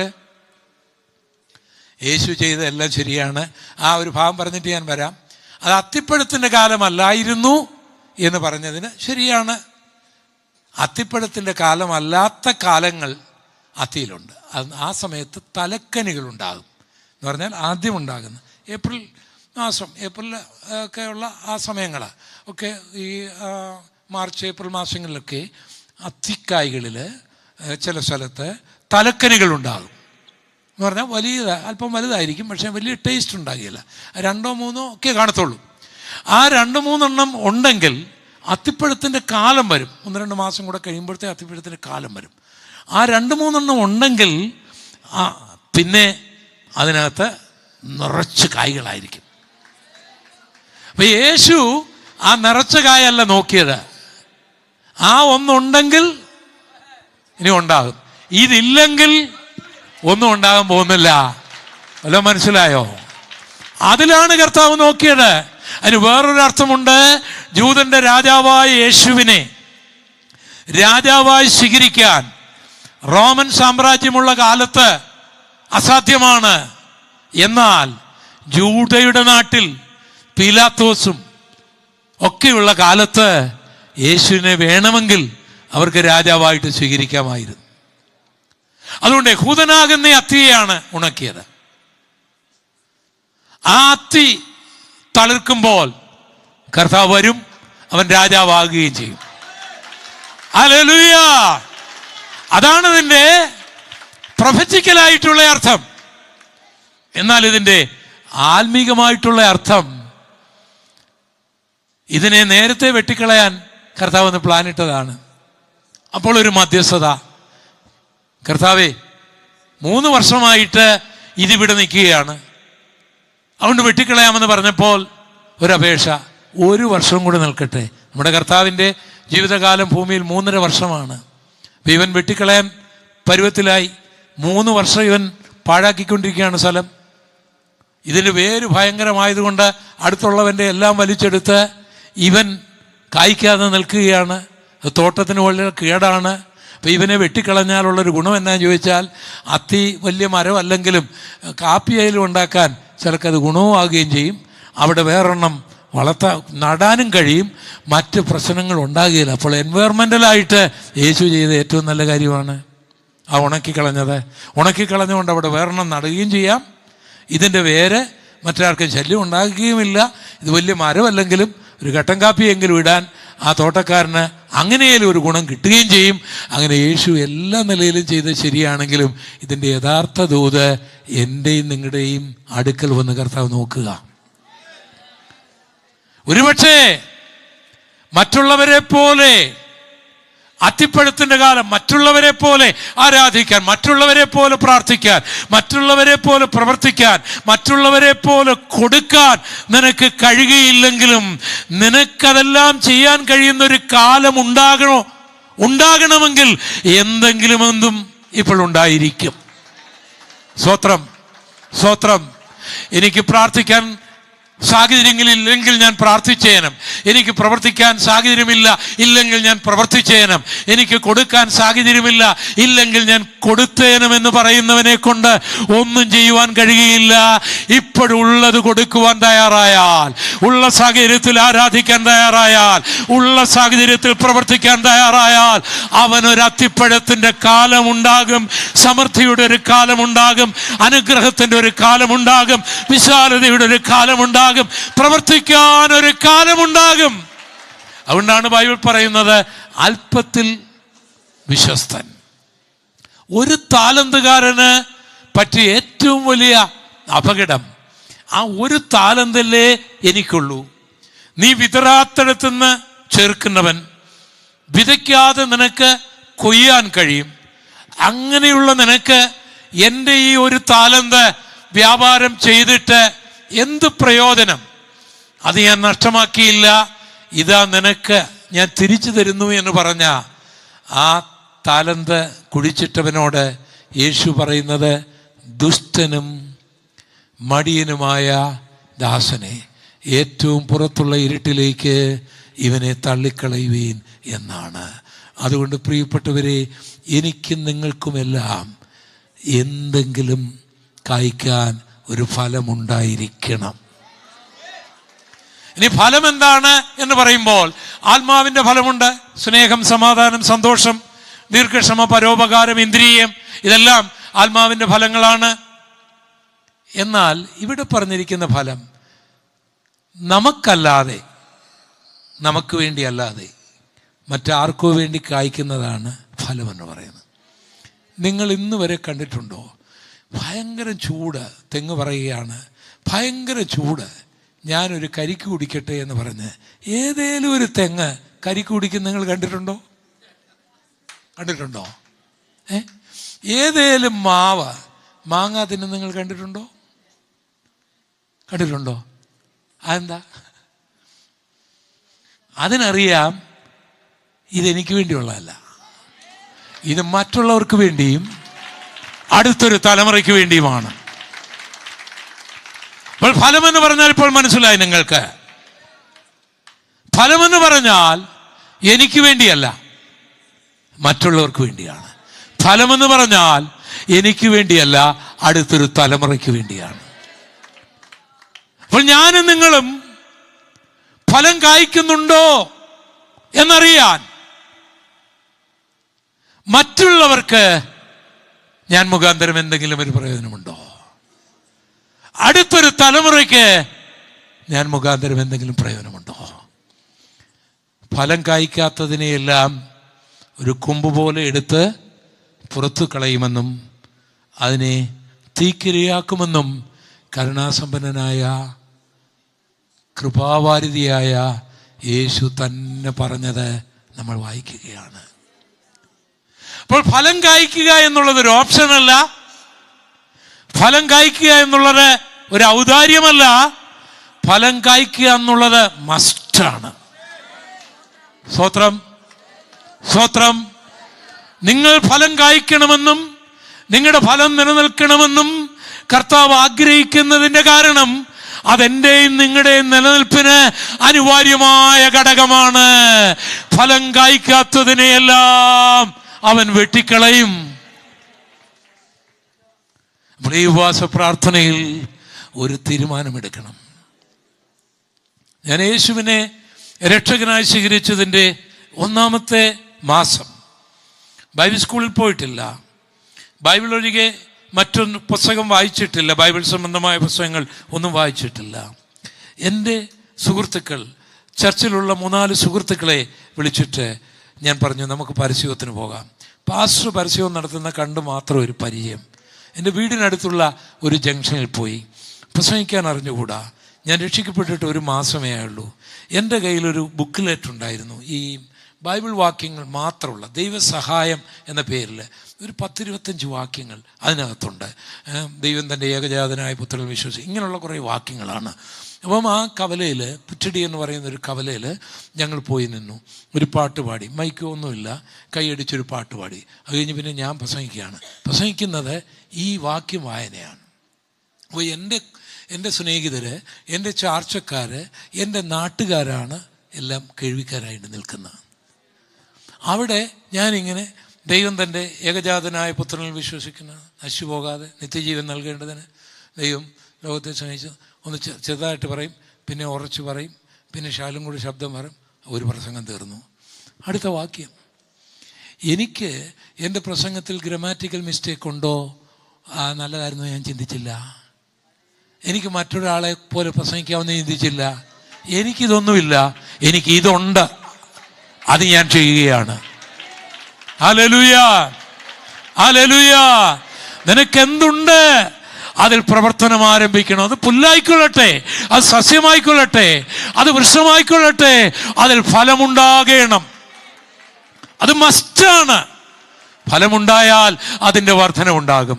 നിങ്ങളിൽ എത്ര പേർക്ക് നമ്മുടെ ജീവിതത്തിൽ ഇന്നുവരെ നമ്മുടെ ആത്മീക നിലയിൽ നമ്മുടെ വളർച്ച, നമുക്ക് രോഗശാന്തി, നമുക്ക് വിടുതൽ, നമുക്ക് അനുഗ്രഹം, നമുക്ക് നന്മ, നമുക്ക് സ്വർഗം, ഇതൊന്നും തെറ്റല്ല. നമ്മൾ ഉപവസിച്ച് അതിനാണ് നമുക്ക് രോഗസൗഖ്യം കിട്ടണം, നമുക്ക് ഭൂതങ്ങൾ വിട്ടുപോകണം, നമുക്ക് വീടുണ്ടാകണം, നമ്മുടെ കുഞ്ഞുങ്ങൾ അനുഗ്രഹിക്കപ്പെടണം, സഭയെ, ഇതെല്ലാം തെറ്റല്ല, അതെല്ലാം ദൈവം തരുന്ന നല്ല കാര്യമാണ്. പക്ഷേ ഈ ലോകത്തിന് വേണ്ടി മാത്രം ക്രിസ്തുവിൽ പ്രത്യാശ വെക്കുന്നവൻ സകല മനുഷ്യരിലും അരിഷ്ടരത്ര. പ്രത്യാശ വെക്കരുതെന്നല്ല, ഈ ലോകകാര്യങ്ങൾ മരണം കൊണ്ട് നഷ്ടപ്പെടുന്നതിന് വേണ്ടി മാത്രം നമ്മുടെ ആത്മീകം പോകരുത്. മരിച്ചു കഴിഞ്ഞാലും നിലനിൽക്കണം. മറ്റുള്ളവർക്ക് വേണ്ടി ഫലം കായ്ക്കണം. അടുത്തൊരു തലമുറയ്ക്ക് വേണ്ടി ഫലം കായ്ക്കണം എന്നൊരു ചിന്ത എന്നിലും നിങ്ങളിലും ഉണ്ടാകണം. അപ്പോൾ ഇപ്പോൾ മുതൽ ഒരു ചിന്ത, ഞാൻ മുഖാന്തരം എനിക്കല്ല, എൻ്റെ ആത്മീയത്തിന് വേണ്ടി ഞാൻ പ്രാർത്ഥിക്കുന്നു, ഉപവസിക്കുന്നു, ആരാധിക്കുന്നു, എൻ്റെ കുടുംബത്തിന് വേണ്ടി, എൻ്റെ കുഞ്ഞുങ്ങൾക്ക് വേണ്ടി, എൻ്റെ കാര്യങ്ങളെല്ലാം ഞാൻ ചെയ്യുന്നു, അതെല്ലാം ചെയ്തു കൊള്ളട്ടെ, ബൈബിൾ അത് പറയുന്നു. എന്നാൽ മറ്റുള്ളവർക്ക് വേണ്ടി, എനിക്ക് വേണ്ടിയല്ല, മറ്റുള്ളവർക്ക് വേണ്ടി, എനിക്ക് വേണ്ടിയല്ല, ഞാൻ മരിച്ചു കഴിഞ്ഞാലും അടുത്ത ഒരു തലമുറയ്ക്ക് വേണ്ടി ഫലം കായ്ക്കുന്ന ഒരു ഫലം. ആത്മാവിൻ്റെ ഫലം നല്ലത്, കൃപാവരങ്ങൾ നല്ലത്, നമ്മുടെ നന്മയ്ക്ക് വേണ്ടിയുള്ള ആഗ്രഹങ്ങൾ നൽകുന്നത് നല്ലത്, അതിനു വേണ്ടിയുള്ള പ്രാർത്ഥന നല്ലത്, അതെല്ലാം തുടർന്നുകൊള്ളട്ടെ. നമുക്ക് വേണ്ടിയല്ല, നമ്മുടെ ആത്മീയതത്തിന് വേണ്ടിയല്ല, നമ്മുടെ ഭൗതികത്തിന് വേണ്ടിയല്ല, നമ്മുടെ ഉയർച്ചയ്ക്ക് വേണ്ടിയല്ല, മറ്റുള്ളവർക്ക് വേണ്ടി. ഒരു തെങ്ങ് മറ്റുള്ളവർക്ക് വേണ്ടി തേങ്ങ കായ്ക്കുന്നത് പോലെ, ഒരു മാവ് മറ്റുള്ളവർക്ക് വേണ്ടി മാങ്ങ കായ്ക്കുന്ന പോലെ, ഒരു മുന്തിരിവള്ളി മറ്റുള്ളവർക്ക് വേണ്ടി മുന്തിരിങ്ങ കായ്ക്കുന്നത് പോലെ ഫലം കായ്ക്കാൻ ഞാൻ ആഗ്രഹിക്കുന്നു. എത്ര പേർക്ക് ആഗ്രഹമുണ്ട്? ഒരു നിമിഷം ഒന്ന് എഴുന്നേറ്റ് നിൽക്കാമോ? ആത്മാർത്ഥമായിട്ട് ദൈവമായ കർത്താവേ, എൻ്റെ ജീവിതം പാഴാക്കാതെ ഫലം കായ്പാൻ എനിക്കിടയാകണമെന്നൊന്ന് പ്രാർത്ഥിക്കാമോ? ഞാനും നിങ്ങളും ഈ നിലയിൽ വരുവാൻ കാരണം പാഴായിപ്പോകേണ്ടവരായിരുന്നു നമ്മൾ, ശൂന്യമായി പോകേണ്ടവരായിരുന്നു നമ്മൾ. ദൈവമാണ് ആ പാഴ് മാറ്റിയത്, ദൈവമാണ് ആ വെളിച്ചം കൊണ്ടുവന്നത്, ദൈവമാണ് ആ വിധാനം ഒരുക്കിയത്. അതുകൊണ്ടാണ് നമുക്ക് കിളിർക്കുവാൻ കഴിഞ്ഞത്. ഇത്രയും കാര്യങ്ങൾ ചെയ്തത് ഫലം കായ്ക്കേണ്ടതിന് വേണ്ടിയാണ്. കരമുയർത്തിപ്പിടിച്ചൊന്ന് പ്രാർത്ഥിച്ചോട്ടെ. കഴിഞ്ഞ കാലങ്ങളിലെ പാഴിന്റെ കാര്യം ഒന്ന് ഓർത്തു നോക്കുക, ആ ഇരുളിന്റെ കാര്യങ്ങളൊന്ന് ഓർത്തു നോക്കുക, ആ ശൂന്യതയുടെ കാര്യങ്ങളൊന്ന് ഓർത്തു നോക്കുക. ഒരിക്കലും ഈ നിലയിൽ വരുവാൻ നമുക്ക് അവസ്ഥ ഉണ്ടാകുകയില്ലായിരുന്നു. ആ പാഴായ ഭൂമിയിൽ നമ്മൾ തകർന്നു പോകേണ്ടതാണ്, ആ ഇരുളിൽ നമ്മൾ നശിച്ചു പോകേണ്ടതാണ്, ആ വെള്ളത്തിൽ നമ്മൾ ചീഞ്ഞു പോകേണ്ടതാണ്. അവിടെ എല്ലാം ദൈവത്തിന്റെ കരം നീട്ടി, ദൈവത്തിന്റെ അനുഗ്രഹങ്ങൾ അയച്ച് ആ പാഴ് മാറ്റി, ആ ശൂന്യത മാറ്റി, ആ ഇരുള് മാറ്റി, ആ വിധാനമുണ്ടാക്കി നമ്മളെ മുളപ്പിച്ചു. നമ്മൾ ജനിക്കുന്നതിന് മുൻപേ അമ്മയുടെ ഉദരത്തിൽ ജനിച്ച സന്ദർഭത്തിൽ തന്നെ പാഴായി പോകാൻ, അബോർട്ടാക്കാൻ ഒക്കെ പദ്ധതികൾ നടന്നപ്പോൾ അതൊന്നും നടക്കാതെ, പാഴാകാതെ, ശൂന്യമാകാതെ ദൈവത്തിന് നിന്നെ കുറിച്ച് വലിയ പദ്ധതി ഉണ്ടായിരുന്നത് കൊണ്ട് അവൻ നിന്നെ മുളപ്പിച്ചു കൊണ്ടുവന്നു. വാഹനത്തിന്റെ അപകടങ്ങൾ കണ്ണിന് നേർക്ക് നേരെ കണ്ടപ്പോൾ അതിനേക്കാൾ ചെറിയ അപകടങ്ങളിൽപ്പെട്ടവർ ഈ ലോകത്തിൽ നിന്ന് മാറ്റപ്പെട്ടപ്പോൾ, കോവിഡ് പലരെയും കൊണ്ടുപോയപ്പോൾ, ക്യാൻസർ പലരെയും തട്ടിക്കൊണ്ടുപോയപ്പോൾ, നീ ഇന്നും ജീവിക്കുന്നത്, നീ ഇന്നും ഉണങ്ങിപ്പോകാതിരിക്കുന്നത്, ശത്രുവിന്റെ തീയമ്പുകൾ നിന്റെ ചങ്കിന് നേരെ പാഞ്ഞു വരാതിരുന്നത് നീ ഫലം കായ്ക്കേണ്ടതിന് വേണ്ടിയാണ്. നീ ഫലം കായ്ക്കേണ്ടതിന് വേണ്ടിയാണ്. അതിനുവേണ്ടിയാണ് ദൈവം പാഴുമാറ്റിയത്, അതിനുവേണ്ടിയാണ് ദൈവം ശൂന്യത മാറ്റിയത്, അതിനുവേണ്ടിയാണ് ദൈവം വെളിച്ചം കൊണ്ടുവന്നത്, അതിനുവേണ്ടിയാണ് ദൈവം വിധാനമുണ്ടാക്കിയത്. അതിനുവേണ്ടി ദൈവം നിനക്ക് വേണ്ടി പലരോടും കൽപ്പിച്ചു. നീ ഈ നിലയിൽ നിന്നായിരിക്കുവാൻ കാരണം നിന്റെ കഴിവല്ല, ആരോടൊക്കെയോ ദൈവം കൽപ്പിച്ചത് കൊണ്ട്, ആരോടൊക്കെയോ ദൈവം പറഞ്ഞതുകൊണ്ട്, ആരോടൊക്കെയോ കൂട്ടായ്മയുടെ കൈ നിനക്ക് തരാനായിട്ട് ദൈവം കൽപ്പിച്ചത് കൊണ്ട് നിനക്കൊരു സസ്യമായി, ഒരു വൃക്ഷമായി വളരുവാനായി കഴിഞ്ഞു. പക്ഷേ യേശുവിന് ഇഷ്ടമുള്ള ഫലമുണ്ടോ?